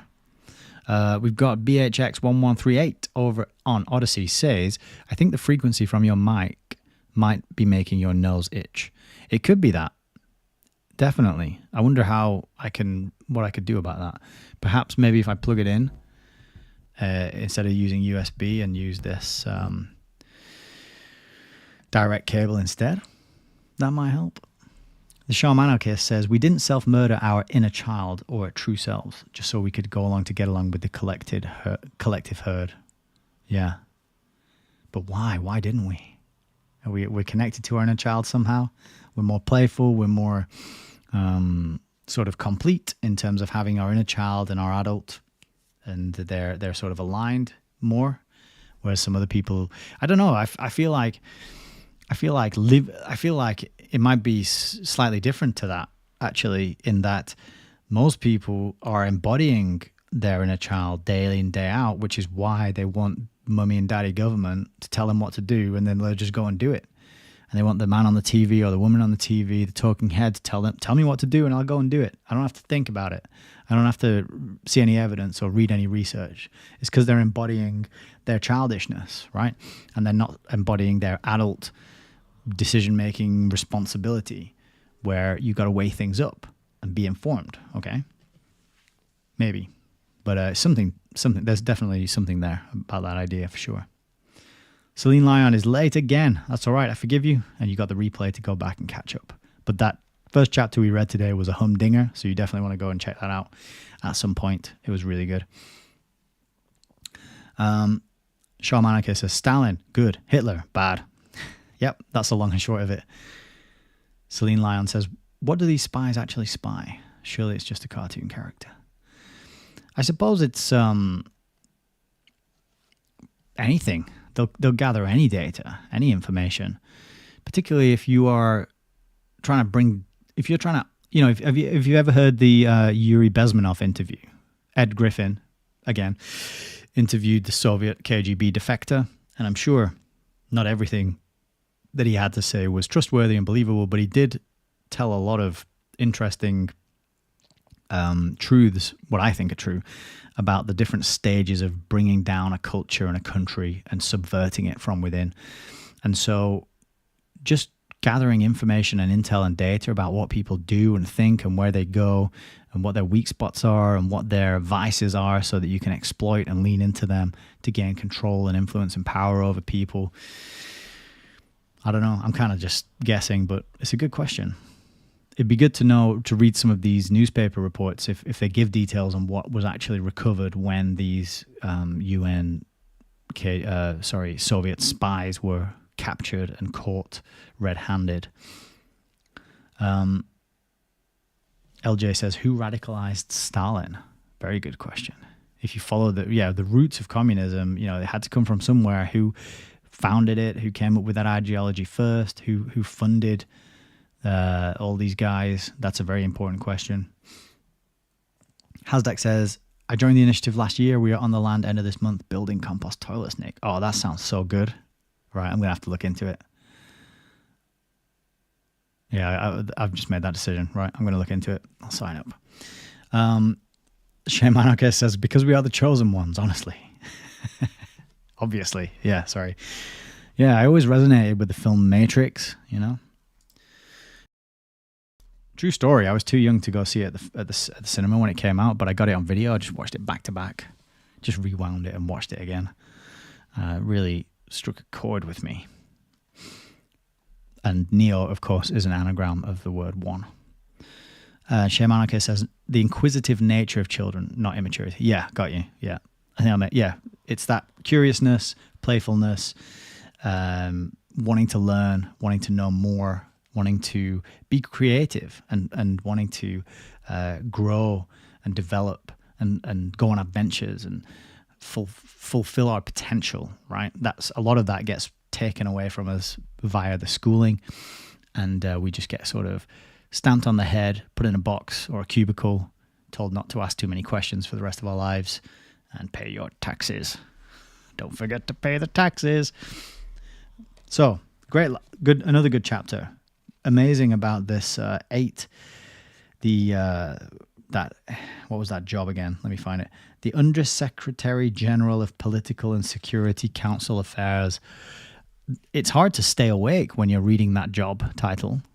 What do you do? Oh, I'm the Undersecretary General of Political and Security Council Affairs. It's amazing, isn't it? They make these jobs and these roles, these committees, these think tanks, these organizations, they sound so boring, so innocuous. Who'd want to research about them? Who'd want to even look into these organizations? That's what the Fabian socialist tactics were. They set up all these organizations, like the League for Industrial Democracy was one of them, the LID. And they just sound so boring that you wouldn't even want to look into it, right? And that's what this job, which was held by delegates from the USSR for eight in a row, they fulfilled this position of Undersecretary General of Political and Security Council Affairs. And that's one of the tactics to prevent people from looking into it and find out what's going on, is to make it sound boring, make it sound incomprehensible, make it sound dry and legalistic and dull. And people will say, you know what, I'd rather watch the latest James Bond film instead. When it comes to espionage, BHX1138 over on Odyssey says, Bezmenov is fresh in my mind. What he said about the tactics was accurate, but I don't believe the source was purely the Soviets. If anything, it was hand in glove. Yeah, the tactics are spot on. The demoralization is the one that I always come back to. And, I remind myself of that if I do feel down and demoralized, and I have a good friend of mine as well who reminds me and says, look, don't beat yourself up and be down on yourself if you're struggling with anxiety or low moods, given the extent of what is going on and the times in which we are swimming. There is a massive, incredible, hugely well-funded, incomprehensibly complex effort to demoralize people, to get you feeling down in the dumps and hopeless and lethargic and lazy and defeated and broken, and that's not coming from within you. That is definitely being beamed into you from all these different places, and whether that's miserable lyrics in songs or the kind of subconscious programming that you download through the television, TV shows and films, it's coming at you all the time. So you got to be patient and kind with yourself and bear that in mind, that the weapons, the military grade psychological warfare that's being waged upon you is incredibly powerful. And of course, there'll be times where you feel it. I mean, we're not Superman. Well, I'm not. Maybe some of you are. But there's going to be times when you feel it. And this is why it's really important to enjoy the simple things in life and to take a break and to unplug from time to time that router, get it switched off, and, you know, maybe read something that isn't so heavy and something a little more fictional. Maybe your favorite fantasy book or something like that, or go for a walk or play a board game, or, you know, just unplug and do something simple and enjoyable and real. Okay, because a lot of this stuff can be very tiring and harsh on the spirit and drag your heart down, and it's not worth it if you're getting to that point, right? So the demoralization aspect of Yuri Bezmenov's 4 stages to subvert a country, that one always comes back to me. So thanks for that comment, BHX1138. Celine Lyon says, we all feel it but can't put our fingers on what it is. Yeah, I think that's in reference to what makes us not brainwashed as to the same extent as some other people. Rosemary Smith, hello. I thought you were off YouTube as I have not seen you for weeks. I even put your name and nothing came up. Great to see you again. It's great to see you again. Yeah, I did have a break. I went on holiday, but we restarted last Tuesday with a new book. And I also have a little piece of software that helps me churn out clips. So I'm making like short clips as well from some of these longer streams and putting them out there, so they're easier to digest, easier to share, get the word out if you are so inclined to do so. These little shorts that I'm putting out on Instagram and also on YouTube, very easy to share, and I'm working with this software to try and get it to make good clips and recognize good little snippets, audio snippets. So good to see you again, Rosemary. I'm back, and we've got at least another, I would say, at least another 2 weeks to finish this book off. And that doesn't include all the extras that came with it. So we'll probably be going for another 3 weeks on this book, if I'm honest. Gwen says, definitely there is a strange atmosphere around and long faces. Yeah, true. And who knows where it's coming from or what's causing it, but just be aware of it and be mindful that it is happening. How's that? Get a plot on an allotment, Nick. That's fantastic advice. Yeah, if you want to donate to Hayes Reviews, help me buy a plot of land. That would be good. Wuthering Heights is a very romantic novel. Yes, Heathcliff. It's me, I'm Kathy. I won't sing Kate Bush, I can't sing. But it is a good novel, and the song is also pretty powerful too. I did Wuthering Heights when I was in secondary school. And I think that reminds me, so I am, 38 this year, my age, for those who are inquiring. Okay then. So, long-term planning, subversion, all leading to this end goal of a one world government, which will be a communistic type system where there will be a tiny group of uber wealthy, powerful elite who enjoy all the best food and all the best accommodation and access to all the privileges and luxuries, while the rest of us are eating protein bars made from crickets and insects and doing some kind of mindless drudgery, moving pixels around all day, maintaining an impossible, complicated web of digital documents and calling it work. And actually it's not work, it's just a way to con you into pissing your life away doing something that's completely meaningless. That's kind of, I think, what the picture and the plan that is unfolding. And Ed Griffin isn't quite painting that. I've added the modern work from home digital remote working layer because I don't think Ed Griffin could have foreseen that back in 1964. All right, I'll have a sip, then we'll carry on.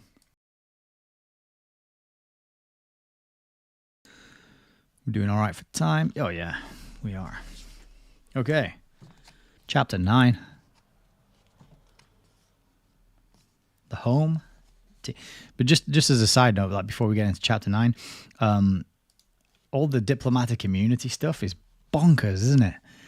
You know, and that was all happening before the Cold War. And I don't know what happened, after this was written in the lead up to the Cold War and during the Cold War. But this kind of just all access pass and the diplomatic immunity, so you don't get your luggage searched, and the UN pays for your trips around the world. You can already see this shaping of the privileged class, can't you? Because they don't have to go through the same rigmarole that we have to go through when we travel. Probably even still to this day, they don't have to get, their balls fondled and their X-ray, their insides zapped with radiation, and strip searched and all that other stuff just to get on a plane. They bypass all that. You never see like a UN delegate standing in the queue with you when you're queuing to get on your Ryanair flight to Spain or somewhere. Do you know what I mean? So it was shaping up, and they were putting it in place back then. And that's how you get people to go along with a plan in this compartmentalization kind of system. You make them feel good. You give them bonuses and benefits. And hey, you can have a company car, and or you can have this I don't know what it is, extra annual leave, or some sort of discount, or whatever. The privileges, you can buy people off, and you get them to be quiet and stop asking questions and be a good little dog, good little order follower.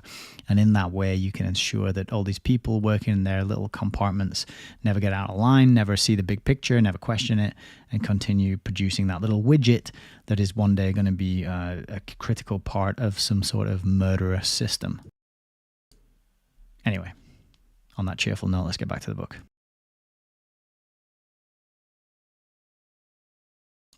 All right, Chapter 9, The Home Team. An open foe may prove a curse, but a pretended friend is worse. And that's from Benjamin Franklin, Poor Richard's Almanac. Another excellent quote. In 1950, the State Department issued a volume entitled Post-War Foreign Policy Preparation, 1939 to 45.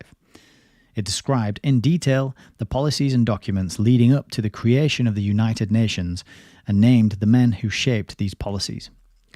This and similar official records reveal that the following men were key government figures in UN planning within the US State Department and Treasury Department: Alger Hiss, Harry Dexter White, Virginius Frank Coe, Dean Acheson, Noel Field, Lawrence Duggan, Henry Julian Wadley, John Carter Vincent, David Weintraub, Nathan Gregory Silvermaster, Harold Glasser, Victor Perlow, Irving Kaplan, Solomon Adler, Abraham George Silverman, William L. Ullman, and William H. Taylor. And some of these names are familiar to me from the Fabian Freeway book. I'm pretty sure we heard some of those in there.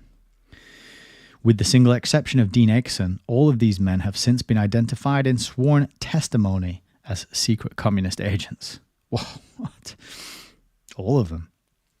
It is truly fantastic, but here is the record. Alger Hiss. In 1950, Hiss was convicted and sent to prison for perjury involving statements relating to his communist activities.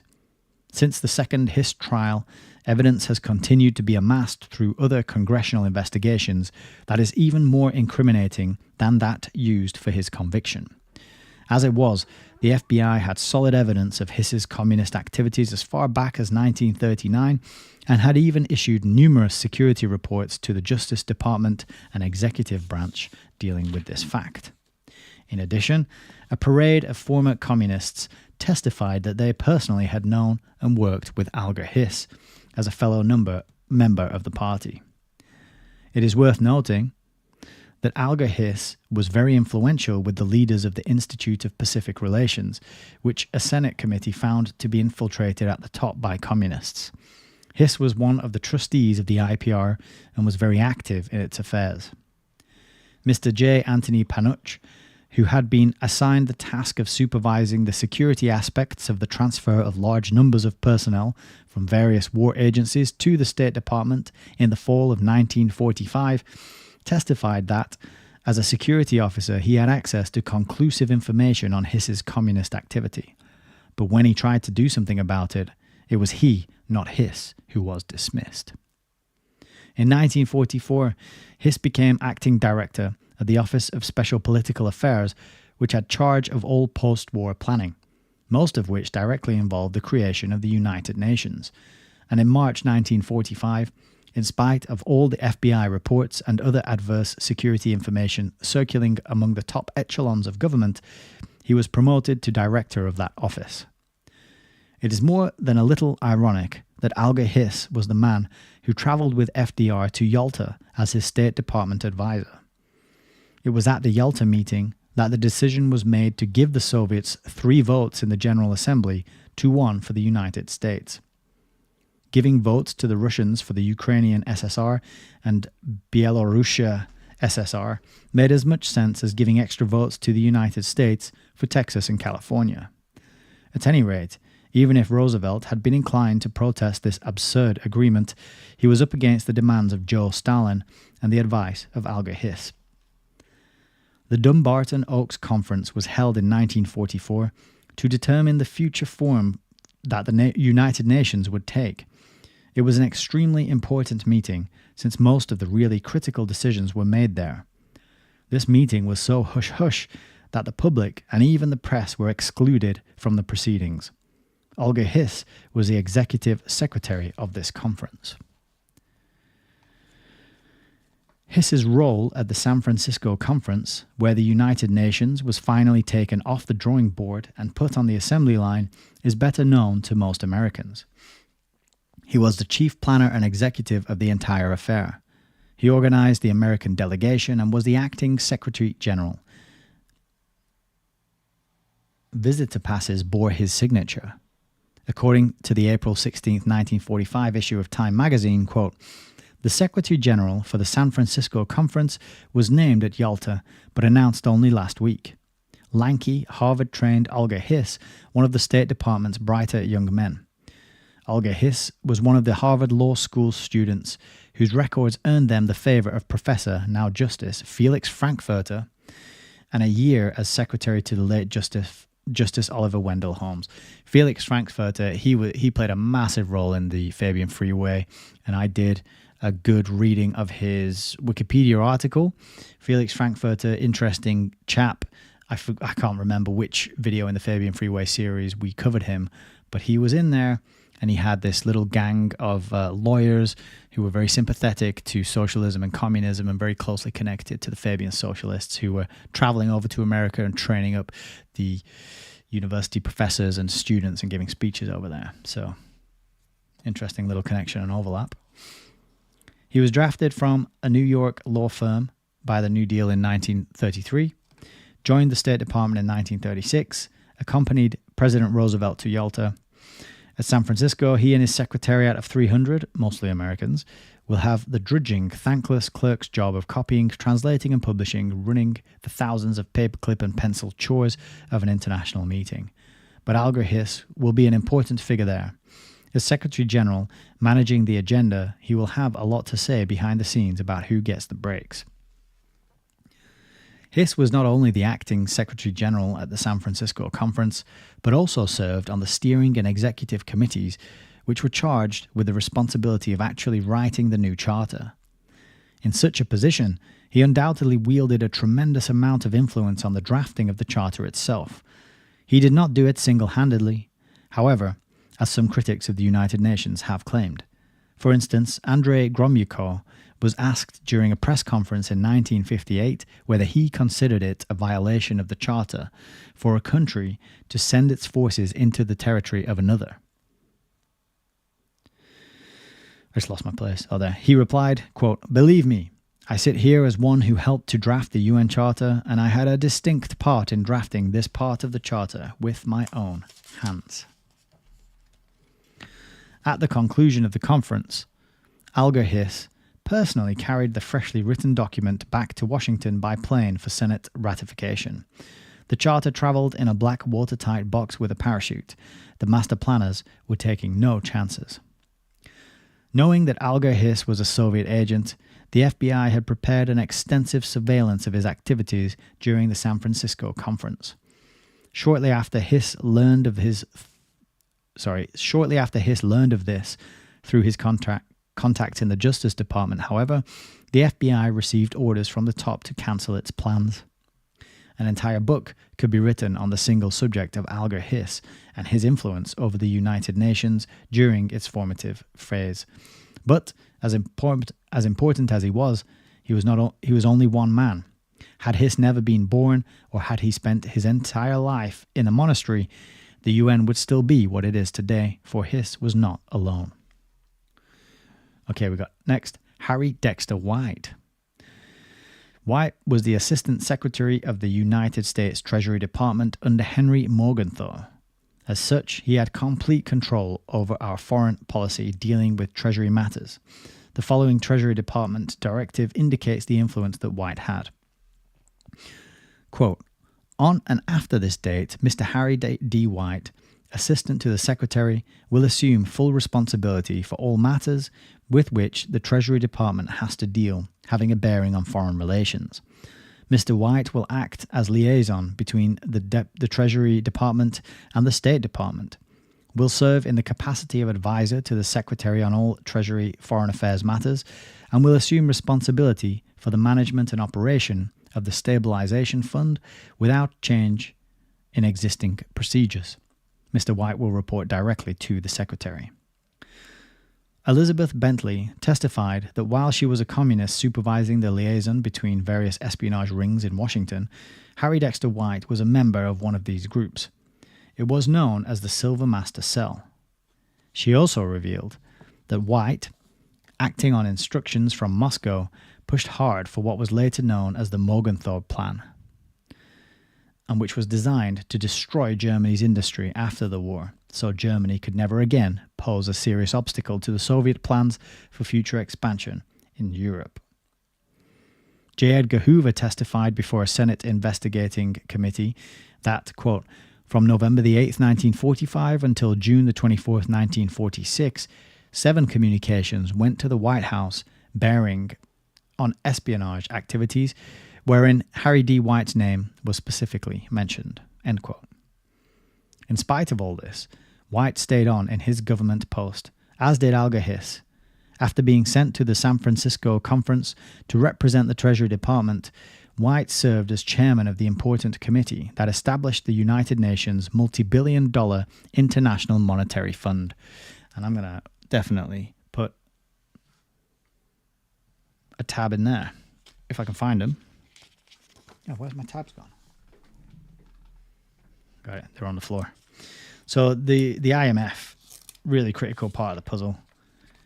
And actually all these little sort of wings and arms of the UN, including the WHO, the World Bank, really critical parts to understand. I knew the name Morgenthau looked familiar. I knew I'd seen that name somewhere else. So I think that's in reference to the international kind of banking system that we are living in. BIS is another key part of that as well. But this is a part that I would like to come back to. International Monetary Fund. Okay. Only a few months after being thoroughly exposed as a secret agent, White was appointed to the post of Executive Secretary of the International Monetary Fund, which he helped create with large injections of United States tax money. When he turned in his resignation to the Treasury Department to accept this new position, President Truman sent him the following letter, quote, Dear Mr. White, I accept with regret your resignation as Assistant Secretary of the Treasury. My regret is lessened, however, in the knowledge that you leave the Treasury only to assume new duties for the government in the field on international economics as the U.S. Executive Director of the International Monetary Fund. In that position, you will be able to carry forward the work you so ably began at Bretton Woods, and you will have increased opportunity for the exercise of your wide knowledge and expertness in a field that is of utmost importance to world peace and security. I am confident that in your new position, you will add distinction to your already distinguished career with the Treasury. All right. So interesting links coming out of this. I knew I'd seen some of these names before as well. Continuing now with Virginius Frank Coe, who I hadn't heard of. Coe was another American who moved from a high position with the United States government to accept a key post within the United Nations. He had been an assistant to Harry Dexter White in the Treasury Department and as such was the technical secretary at the Bretton Woods Conference. He too had been identified under oath by Elizabeth Bentley as a member of one of her communist cells. When questioned about these activities, Coe found it necessary to invoke the Fifth Amendment to avoid incriminating himself. Consequently, Coe was appointed as the $20,000 a year secretary of the United Nations International Monetary Fund, a post which he held for many years. He's now working as an economic expert for the Red Chinese government. Ooh. Yeah, and the footnote for that is from the Congressional Record, Senator Thomas Dodd. Dean Acheson, as mentioned earlier, Secretary of State Dean Acheson is the only one in this list of State Department and Treasury Department personnel active in UN planning who has not been identified as active with the Communist Party. In this connection, however, it is interesting to note the following facts. Early in his political career, Acheson was praised by the Communist Daily Worker, quote, as one of the most forward-looking men in the State Department. In November of 1945, he was one of the principal speakers at a Madison Square Garden rally sponsored by the National Conference of Soviet-American Friendship. The other speakers were Corliss Lamont and Paul Robeson. While Under Secretary of State, Acheson promoted a loan of $90 million to the communist-controlled government of Poland. The loan was negotiated by Donald Hiss, Alger Hiss's brother. Donald Hiss was a member of Acheson's law firm. When former Assistant Secretary of State Adolf Berle Jr. testified before the House Committee on Un-American Activities, he described Dean Acheson as heading up a pro-Russian group in the United States Department, quote, with Mr. Alger Hiss as principal assistant. And I just remember Acheson's name coming up in Fabian Freeway because Frank very kindly taught me how to pronounce it. I hope I'm still getting it right and I haven't reverted to a mispronunciation. But Acheson, I think it's Acheson. Anyway, if you know what I should be saying, Acheson, BHX1138 over on Odyssey says Acheson is Skull and Bones and of the Wall Street firm Brown Brothers Harriman. Thank you very much. Jam Hashwith says Harry Dexter White started the IMF with Keynes, John Maynard Keynes. He was a major figure in Fabian Freeway as well, and we had a good look at his Wikipedia page. Very interesting chap. Yeah, thank you for those comments. Very much appreciated. See, you're missing out on this stuff. If you're just hanging on YouTube, you're missing out on the good stuff on Odyssey and Rumble. Well, you're not missing out because I'm reading it to you, but, you know, if I wasn't here. Let me just have a sip.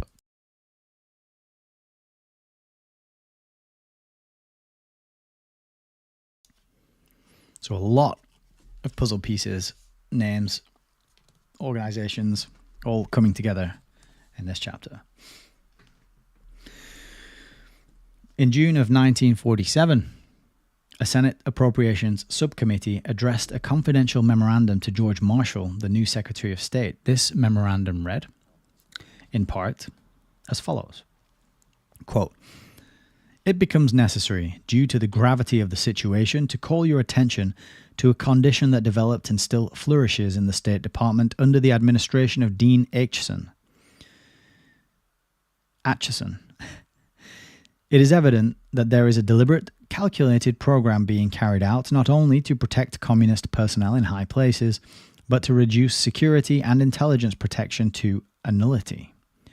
On file in the department is a copy of a preliminary report of the FBI on Soviet espionage activities in the US, which involves a large number of State Department employees, some in high official positions.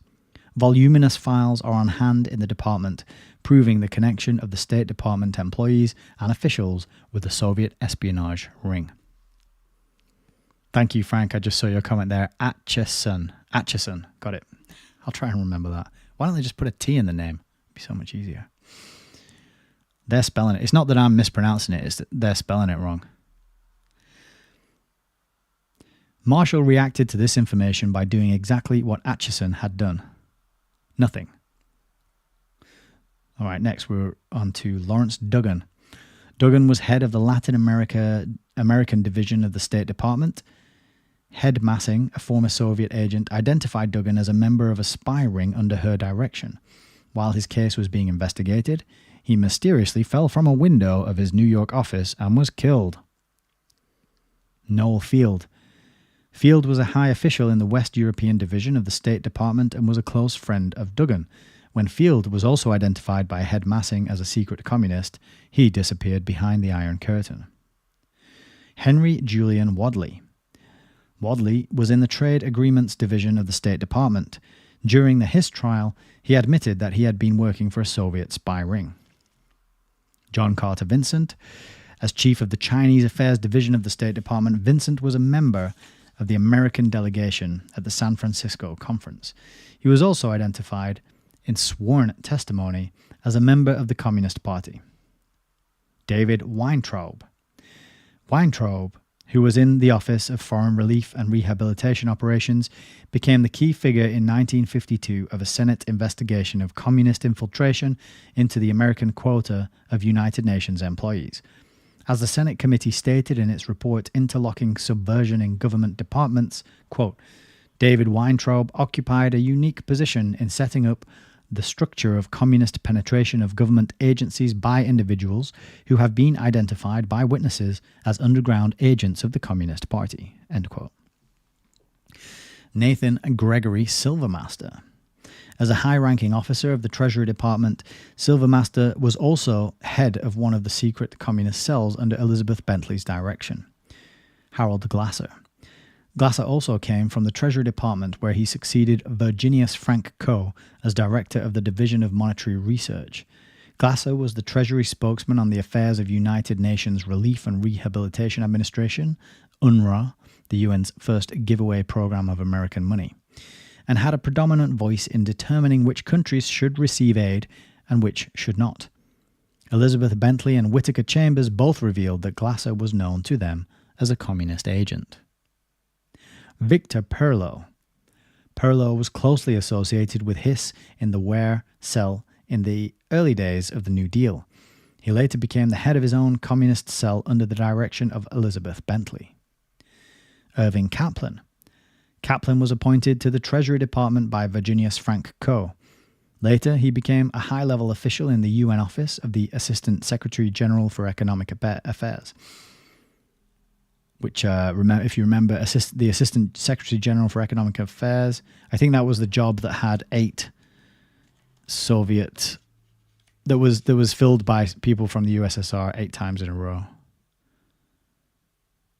Yeah, basically. I don't know if it is the same name, actually. It's got a slightly different title, but anyway.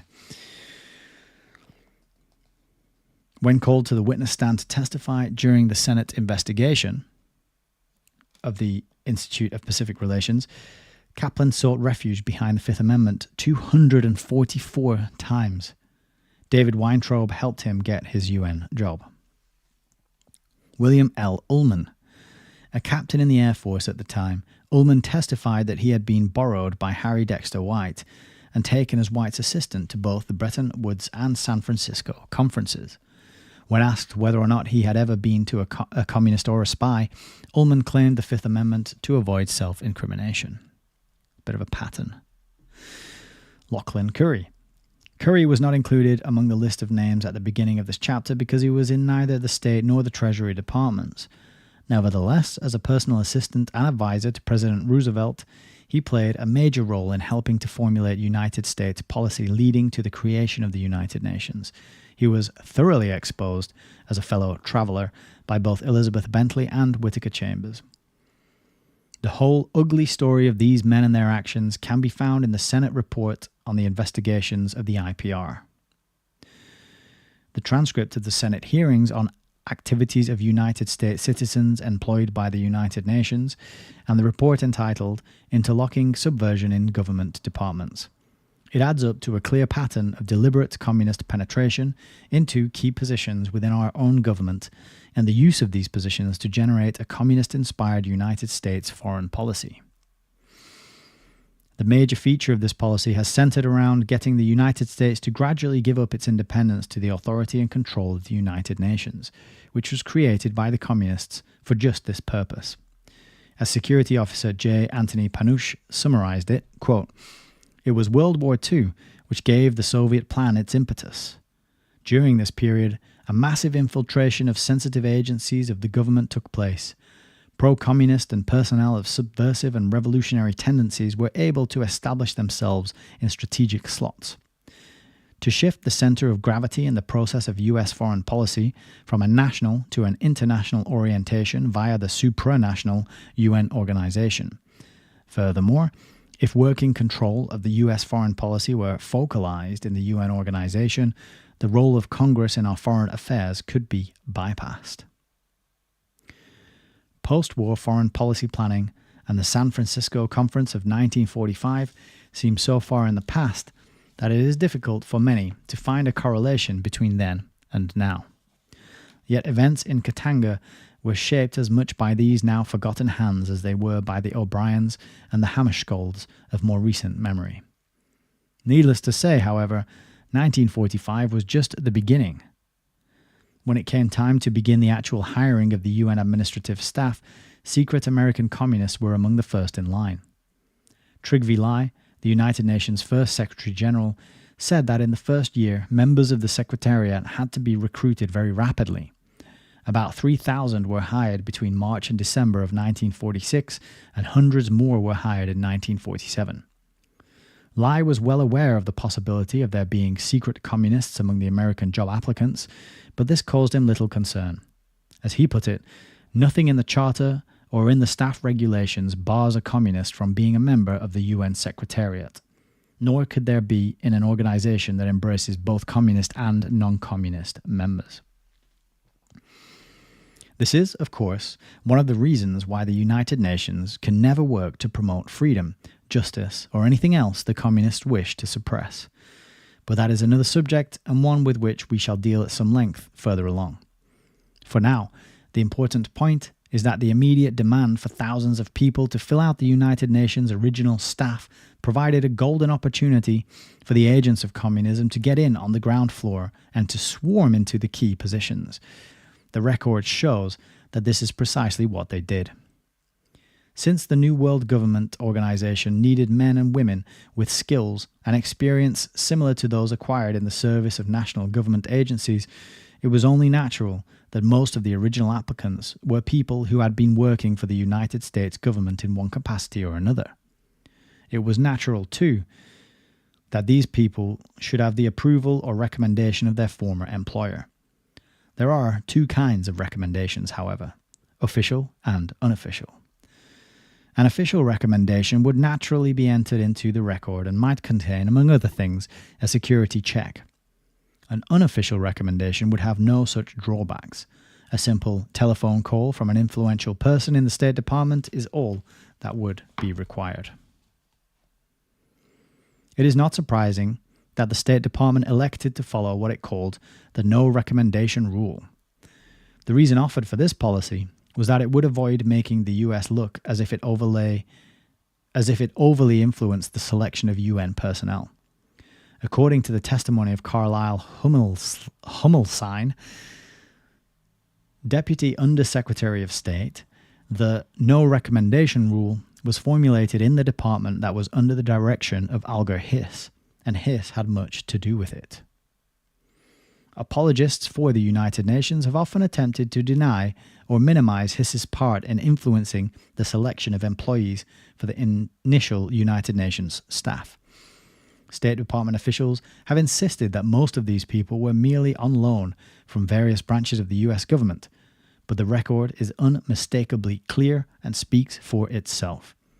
As the 1954 report of the SISS revealed, Alger Hiss was unofficially influential in the employment of 494 persons by the United Nations on its initial staff. During the Korean War, a New York grand jury accidentally stumbled across evidence of communist penetration into the American staff of the United Nations. One piece of evidence led to another and so alarmed the grand jury that it proceeded to conduct a full-scale inquiry into the matter. The publicity attracted a great deal of attention and prompted the Senate Committee on the Judiciary to initiate a parallel investigation of its own. Shortly after these investigations began, some 200 Americans employed by the UN resigned, apparently to avoid testifying.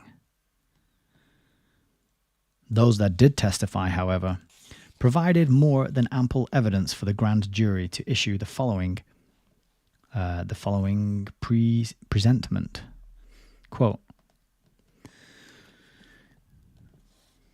"This jury must, as a duty to the people of the United States, advise the court that startling evidence has disclosed infiltration into the UN of an overwhelmingly large group of disloyal US citizens, many of whom are closely associated with the international communist movement. This group numbers scores of individuals, most of whom have long records of federal employment, and at the same time have been connected with persons and organizations subversive to this country.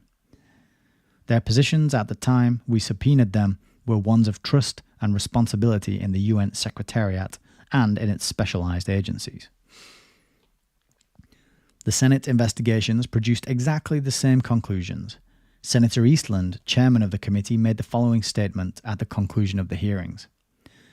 I am appalled at the extensive evidence indicating that there is today in the UN among the American employees there the greatest concentration of communists that this committee has ever encountered.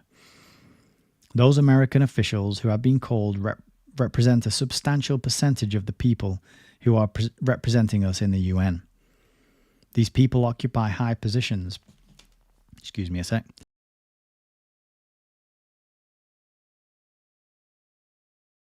Just got a tickly throat.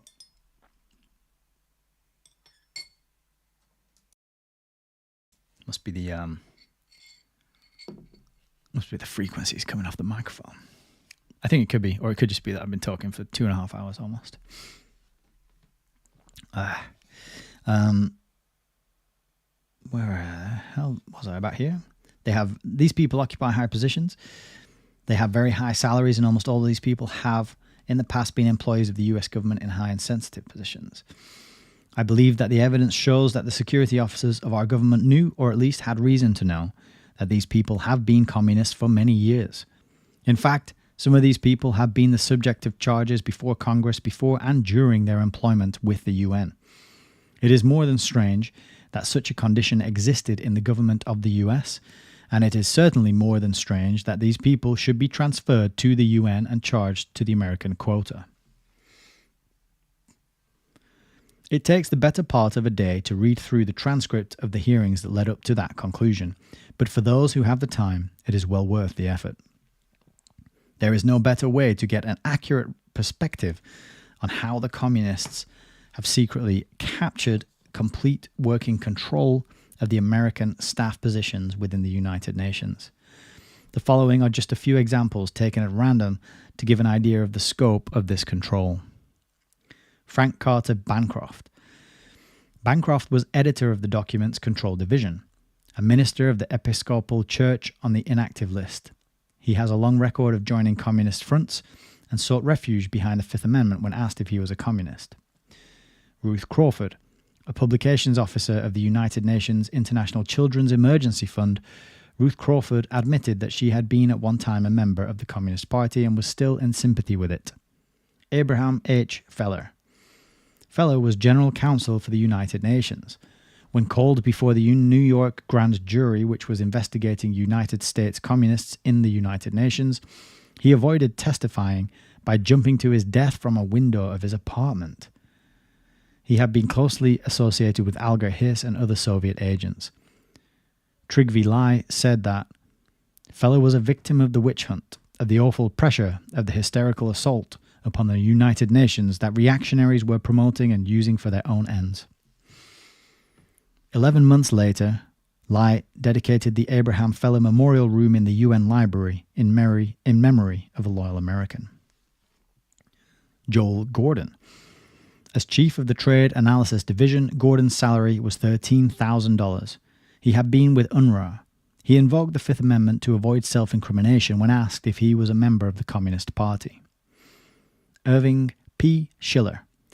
Schiller was scheduled to be the next registrar of the United Nations European Office in Geneva. When asked by an investigating committee if he was presently, at the time of questioning, a member of the Communist Party, he loudly proclaimed, "No." But when the investigator asked him if he had been a member of the Communist Party on the preceding day, Schiller invoked the Fifth Amendment. Alexander H. Svenchansky, a naturalized American citizen born in Russia, Svenchansky's job at the United Nations was information officer. He broadcast news and other items to the Soviet Union. When asked if he was a communist, he invoked the Fifth Amendment to avoid incriminating himself. Alfred J. Van Tassel, as chief of the Economics Section, Special Projects Division of the Technical Assistance and Administration, Van Tassel's salary was $12,840. He organized and coordinated UN training seminars and demonstration centers around the world. He invoked the Fifth Amendment to avoid self-incrimination when asked about membership in the Communist Party. Eugene Wallach. Wallach was simultaneously a stenotype reporter at the UN and part of the New York Security Organization of the Communist Party. David Zabludowski. Zabludowski was in charge of the publishing division of the United Nations with a salary of $14,000. He admitted that he had transmitted secret messages between Whittaker Chambers and J. Peters, knowing that they were both communists. At one time, he was president of a union which was later revealed to be communist-dominated. He also had been editor of the publication put out by the League Against War and Fascism, a communist united front organization. Herman Zapp. Zapp was a training officer in the Technical Assistance Administration, and he coordinated government training programs all around the world. His specialty was economic development and social welfare. He also coordinated the exchange of persons between the United States and other countries. He invoked the Fifth Amendment. Shortly after the results of these hearings were made known, Trygve Lie attempted to calm the waters of rising public concern by dismissing 11 of the Fifth Amendment pleaders. The Red 11, as they were called in the newspapers, appealed the dismissal to the UN Administrative Tribunal, which promptly declared that they must be either reinstated or be awarded substantial cash indemnities. As a result, 7 of them were put back into their jobs with full back pay, and the others each received cash awards of up to $40,000. American taxpayers paid the lion's share, needless to say. The UN Administrative Tribunal, which reinstated and indemnified these security risks to America, was composed completely of non-Americans. Well, let me read that again. The UN Administrative Tribunal, which reinstated and indemnified these security risks to America, was composed completely of non-Americans. 7 nations were represented, but at the time the US was not even entitled to a voice in the decision. Shortly afterward, Senator Pat McCarran introduced legislation requiring that all American citizens seeking employment at the United Nations receive a security clearance from the Attorney General's office. This was certainly a reasonable policy, and one which most Americans assumed had been in operation all along. Nevertheless, Trygve Lie was alarmed at the suggestion and declared, quote, "To my dismay, the only precedent I could discover for such a law was the edict promulgated by fascist Italy in 1927. Washington was equally alarmed. Just 2 days after that McCarran bill was introduced, President Truman signed an executive order stipulating that the United States would not undertake to instruct the Secretary General as to American citizens he may not employ, nor would it penalize any citizens that he may employ contrary to the Attorney General's judgment. In other words, his no recommendation rule was to remain unchanged. When the Eisenhower administration took over, there was a great deal of loud talk and breast beating about cleaning out the communists, not only from Washington, but from the United States staff at the United Nations as well. It was a fine campaign promise, but turned out to be just as sincere as the proverbial 2 chickens in every pot. Professing to be anti-communist is always good for votes. Since many Americans are perfectly willing to accept a sincere face, a warm smile, and a little political oratory as a substitute for action, the politicians know that they will seldom be called upon by their constituents to produce what they have promised.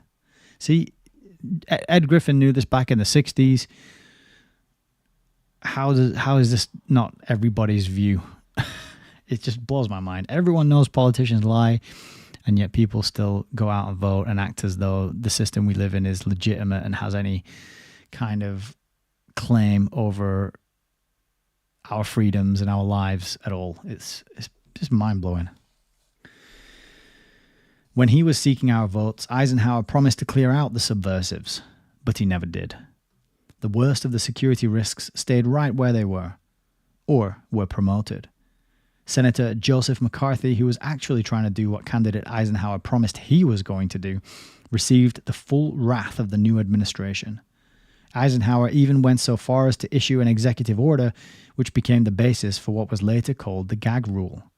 This injected so much red tape into the proceedings of congressional committees investigating communist penetration into our government that it soon became quite impossible to obtain meaningful testimony. Consequently, since 1954, there have been few attempts to investigate communist penetration of the US government. Apparently, we are to assume that after Alger Hiss, Lachlan Curry, Harry Dexter White, etc. were exposed, the communists suddenly lost interest in trying to infiltrate the United States government. At any rate, part of this great pretense centered around cleaning up the mess at the United Nations. Eisenhower set up a widely publicized international organization's Employees Loyalty Board to hold hearings and review FBI reports on all United States employees at the United Nations. As the first step, all Americans at the United Nations were instructed to fill out loyalty questionnaires. The public once again relaxed with satisfaction that at least something was being done. The whole thing, of course, was a fraud. The net catch of the entire operation was one woman clerk by the name of Ida Glazer. She was employed in the Security Council reference library where she clipped articles out of newspapers. Eisenhower's loyalty board gave clearance to people with blatant backgrounds of communist activities and sympathies. For example, the board cleared Henry S. Block, director of the UN Statistical Division. Block's record was so bad that even the United States State Department had described him as a person, quote, believed to be communist or under communist discipline. The most revealing clearance of all, however, was that of Ralph Bunche. Ralph J. Bunche. As Under-Secretary General of the United Nations and one of the three most influential men in that organization, Ralph Bunche may well be the best-known Negro in the entire world. Consequently, many people shy away from discussing his pro-communist record for fear that they will be branded as anti-Negro or racist, but the record speaks for itself. Bunche was on the editorial board of the openly communist magazine Science and Society for over 4 years. Even after the communists themselves officially stated that Science and Society had its function, quote, to help Marxward-moving students and intellectuals to come closer to Marxism-Leninism, to bring communist thought to academic circles, Bunche continued to write for the magazine. In 1936, Bunche authored a pamphlet entitled A World View of Race, which presented the communist propaganda line so well that the October 1937 issue of The Communist declared, quote, a fresh breeze is blowing through the classrooms of American colleges, carrying with it elements of Marxist and progressive thought. One of the welcome fruits of the Renaissance is a world-embracing study of race attitudes by Dr. Bunche, professor of political science at Howard University. In his pamphlet, Bunche wrote, quote, and so class will someday supplant race in world affairs. Race war will then be merely a sideshow to the gigantic class war which will be waged in the big tent we call the world. In 1943, Bunche went to the State Department where he became Associate Chief of the Division of Dependent Area Affairs under Alger Hiss. He became, with Hiss, one of the leaders of the IPR, which, according to a congressional investigating committee, was considered by the American Communist Party and by Soviet officials as an instrument of communist policy, propaganda, and military intelligence. On August the 19th, 1948, after Hiss had been exposed as a communist agent, Bunch sent him a letter in which he stated, "I want you to know that I am in your corner." Bunch tried to line up employment in the State Department for a Jack S. Harris, but Harris's pro-communist background was so blatant that even the State Department had to turn him down. Bunch finally got Harris a job at the United Nations. Harris was one of those to whom the UN Administrative Tribunal awarded $40,000 indemnity after dismissal. One of the factors cited by the tribunal as justification for this award was, quote, the fact that he joined the UN at the special request of Mr. Ralph Bunch. In spite of all this, Dwight D. Eisenhower, while president of Columbia University, praised Ralph Bunch as the greatest statesman in this country, as the greatest statesman this country has produced. The Eisenhower-appointed Loyalty Review Board likewise found no reason to question the loyalty of Ralph Bunch. He was routinely cleared along with a host of others with similar backgrounds. On May the 31st, 1954, just 3 days after Bunch received his security clearance, the Communist Daily Worker ran an article which boasted, quote, "The UN was getting ready to appoint Dr. Ralph J. Bunch to a new high post when certain racist, anti-communist forces moved to stop this. And so Dr. Bunch again had to solemnly prove his loyalty, meaning that he had to prove he is innocent of the crime of Marxism and is a reliable supporter of the anti-communist policy. The plans of the anti-communists, who could not stomach the idea of a Negro in a top UN post, couldn't be carried through. The same enormous anti-racist pressure which, in the USA and throughout the world, compelled the Supreme Court to declare segregated schools and housing unconstitutional, also blocked this scheme. But what was revealed again was the un-American machinery of the anti-communist frame-up mill. Bunch, thanks to the new anti-racist upsurge, escaped.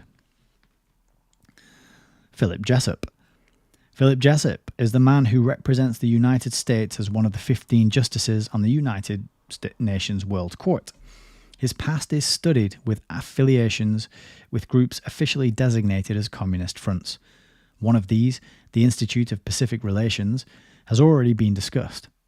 However, since Jessup was probably the most prominent and influential of all the leaders of this organization, it warrants recalling that the Senate Internal Security Subcommittee found that, quote, the IPR has been considered by the American communists and by Soviet officials as an instrument of communist policy, propaganda, and military intelligence.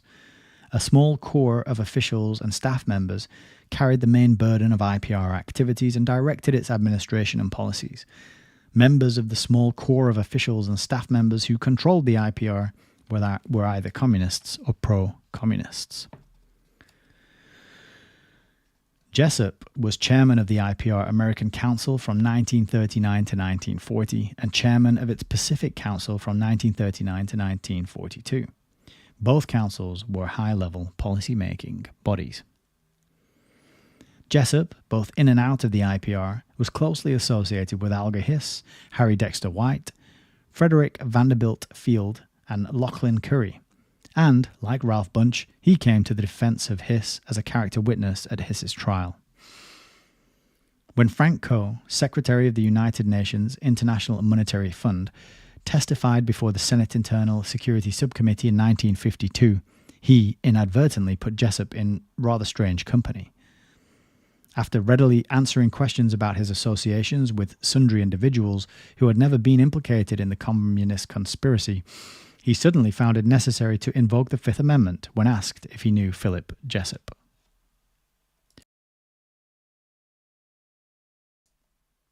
Jessup served as Assistant Secretary General of the UNRWA Conference in 1943 and the Bretton Woods Conference in 1944. He was a member of the American delegation to the San Francisco Conference in 1945. He was also the United States representative on the 15-man United Nations Committee of Jurists that had drafted the World Court Statute, continuing as a technical expert and advisor to various important UN commissions. Jessup prepared the State Department's infamous White Paper on China, written at the very time when the communists were overrunning the mainland of China. This report lavishly praised the Reds and condemned the anti-communist nationalist forces. Jessup later became one of the early advocates for the admission of Red China to the United Nations. President Truman was so impressed by this record that he appointed Jessup as United States delegate to the United Nations in 1951. When the appointment came before the Senate, however, it was not approved because of Jessup's pro-communist record. At the United Nations, Soviet delegate Vyshinsky reacted by praising Jessup during a meeting of the General Assembly's Political Committee. Vyshinsky said he had learned with dismay the Senate's decision. Equally dismayed, of course, was President Truman, who proceeded to circumvent the Senate action by assigning Jessup to the United Nations on an interim appointment. Shortly after the Eisenhower administration came in on the promise of cleaning the United States security risks out of the United Nations, the State Department approved the appointment of Philip Jessup as our candidate for the UN World Court, an infinitely more important position than the one denied him by the Senate.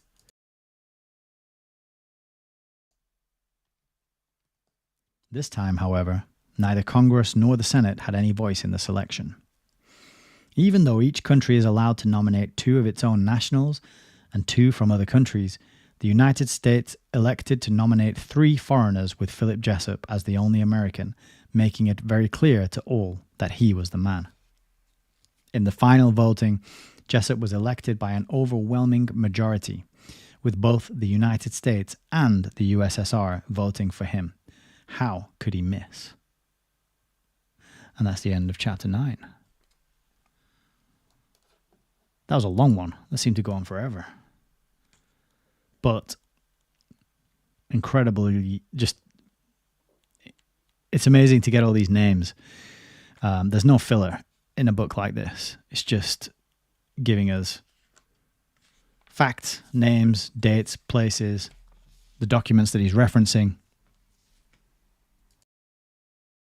the events as they happened. It's kind of like reading a timeline, sort of dry reading. That section at least. But lots of threads to pull on for amateur historians and investigators like us. And I thought that was a really good chapter. It's a lot of names that I'd come across in Fabian Freeway, and it would be probably a worthwhile thing to do to cross-reference the Fabian Freeway book with this, because they were only written 2 years apart. So they're covering a lot of the same ground, the same sort of time frame. And very curious and very interesting that these communist sympathizers were protected, celebrated, given positions of power and influence and authority in the UN, that they wanted those positions, that they helped their friends get in there.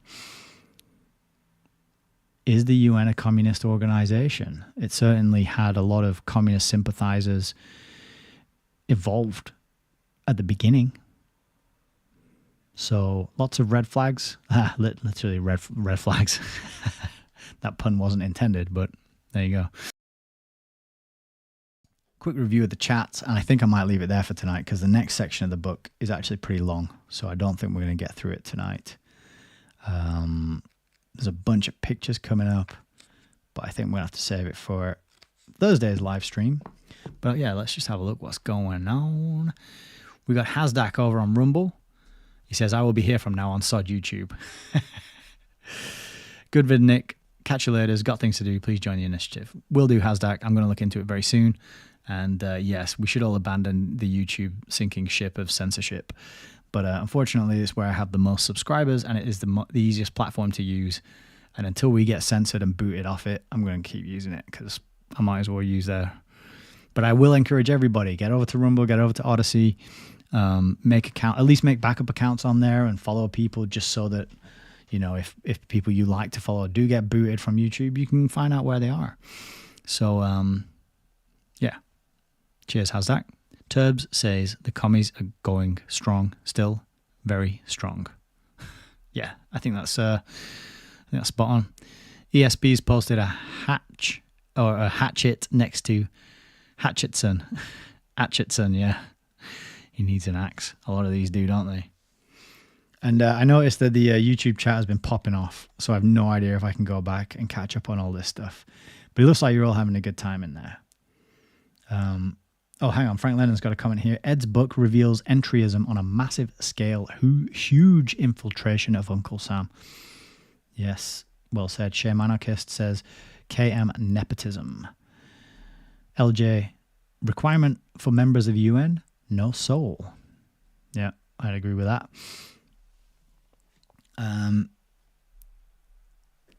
Shawn Anarchist is telling some jokes. I won't read those out because that'll encourage people who are listening to take part in the chat in future so they don't miss out on your excellent jokes, okay? LJ says mind-blowing. Excellent. Shamanakis says, look at 1970s movies. Nearly all of them expose the lies and corruption of government. Capricorn 1 is a great example. Okay. I haven't seen Capricorn 1. I haven't seen The Network either. I haven't seen Soylent Green, although I do know how Soylent Green ends. Zardoz blew my mind when I watched it. I'm not going to lie. I'll just say this. I wasn't sober when I watched it. And I hadn't been drinking alcohol. But it blew my head off, did Zardoz. So I would definitely recommend people go out and see that. And you can watch Sean Connery in a red bikini, if that's the kind of thing you're into. Capricorn 1, I don't know so much about. But lots of good films being dropped in the chat. Because they do reveal a lot of these plans. And predictive programming via the medium of film and movies is a great way to do that. And prepare us all, you know. Prepare us all for the plans and the schemes and the blueprints that are going to be brought to us by the compartmentalized do-gooders in the UN. Anti-Coviet says Sean Connery's outfit blew my mind. Yeah, I'm not surprised. It was almost like a humiliation thing for Sean Connery, I think. But it's a very ambitious film. It's pretty wild and crazy. It's got vibes of maybe like The Time Machine, if you've seen the sort of early 2000s version of Time Machine, or you're familiar with that story. It's got those kind of vibes. But I wouldn't want to say much more than that. It's very unique. I haven't ever seen anything quite like it, I don't think. And I'm probably long overdue a viewing of Zardoz. Maybe we should have a watch party on the stream one night. We can do a Zardoz watch party. That'd be pretty fun, wouldn't it? BHX1138 says, Rumble is significantly invested by Peter Thiel, founder of Palantir, Total Information Awareness, and is a total CIA contractor. Excellent point. And another reason to get yourselves over to Odyssey. If I had to rank them in order, I would go Odyssey, then Rumble, then YouTube. But Odyssey is the top for sure. And apparently you can live stream to BitChute now, so I should look at getting other streams up and running. But at the minute, I'm not using Restream. I'm doing it all from my laptop, and I think my internet connection could probably only handle 3 outgoing streams at once, which I'm told is pretty good. So we're lucky that we've got these 3 on the go. But thank you for that, BHX1138. That's really good, important information to be aware of. Who builds these platforms and gives them to us, and who's collecting that data, and what are they using it for? And we know YouTube is a bit of a write-off at this point. Rumble's not much better. Odyssey seems to be the best. So I would recommend Odyssey. But, get it wherever you can for the time being. Okay, so I think that wraps it for our reading this evening.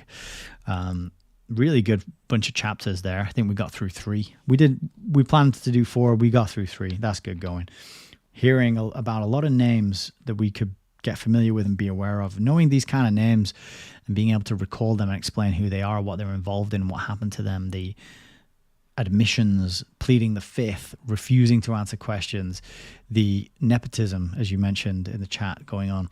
These are the kind of historical factoids that will help people see you as a kind of authority in the field, so that when you're trying to convince other people that, hey, the UN had a lot of communist sympathizers at its founding, at its outset, being placed in there by the Americans and by the USSR, you can name them and you can say, well, these were the documents, these were this book explains it all and gives you the receipts.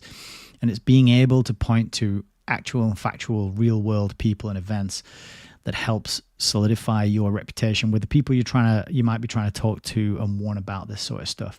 So because sometimes if you just come in with the big high level plan, it just sounds wild and crazy, and then you just get dismissed with that, that dismissive label, conspiracy theorist. But if you've actually got names, dates, facts that people can go and check and research, and you can paint that causative chain of events that leads up to the present day, it makes your chances of succeeding in bringing people on board to understanding this stuff, I think it improves those chances.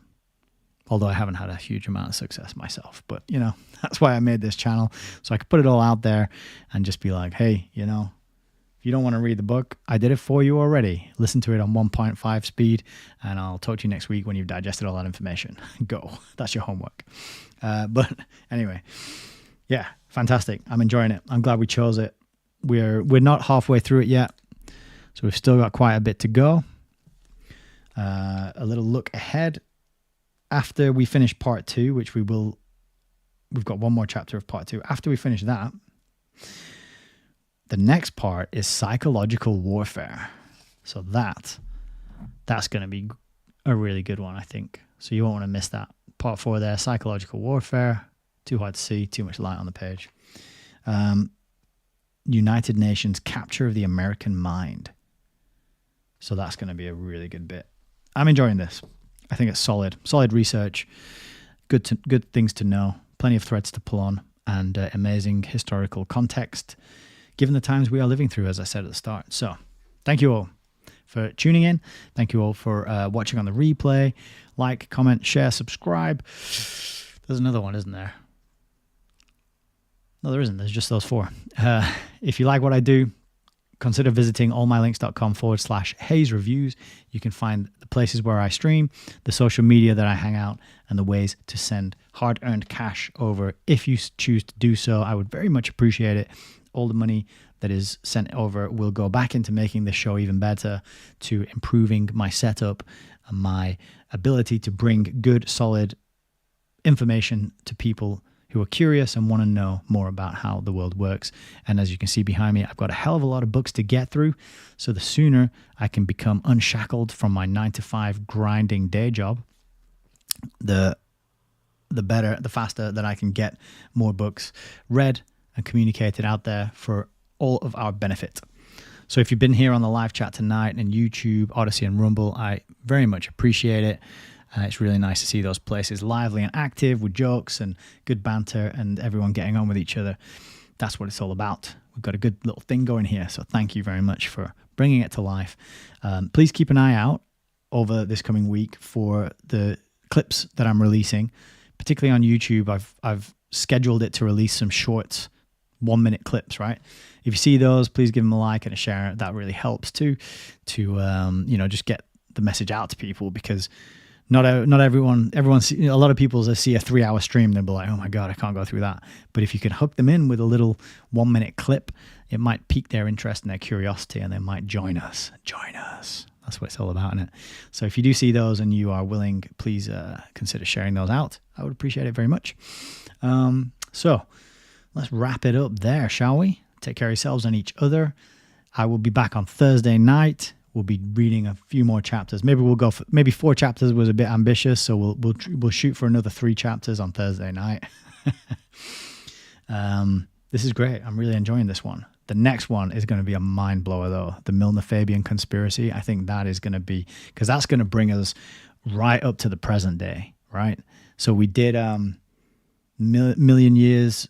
The next million years was written in the 50s. Then we read The Fearful Master written in the 60s. The Milner-Fabian conspiracy is a continuation of Tragedy and Hope and a continuation of Fabian Freeway, and tells the story that where they finished up to 2012. So that is going to be a real humdinging mind blower of a book, and that's coming up after this one. So hang in there for that, and keep coming back. That's what it's all about. Thank you very much, everybody. So let's see, where are we going? We're going to go here next. Good night. Enjoy yourselves. Get some downtime. Don't take things too seriously. As the late great comedian Bill Hicks said, it's just a ride. It's a choice between the eyes of fear and love, and it's much better if you try to lean towards the love side of things for yourself first and foremost, and then once you've come to terms with who you are and where you're at, and you love yourself, you then have love, and you can give it out to other people, right? But you got to give it to yourself first, otherwise you don't have it to give it to other people. There's some circular reasoning in there, because if you don't have it, how can you give it to yourself? But I don't know. I'm not an expert in those kind of things. So let's wrap it up there. Good night, everybody, and look forward to seeing you on the next one. God bless.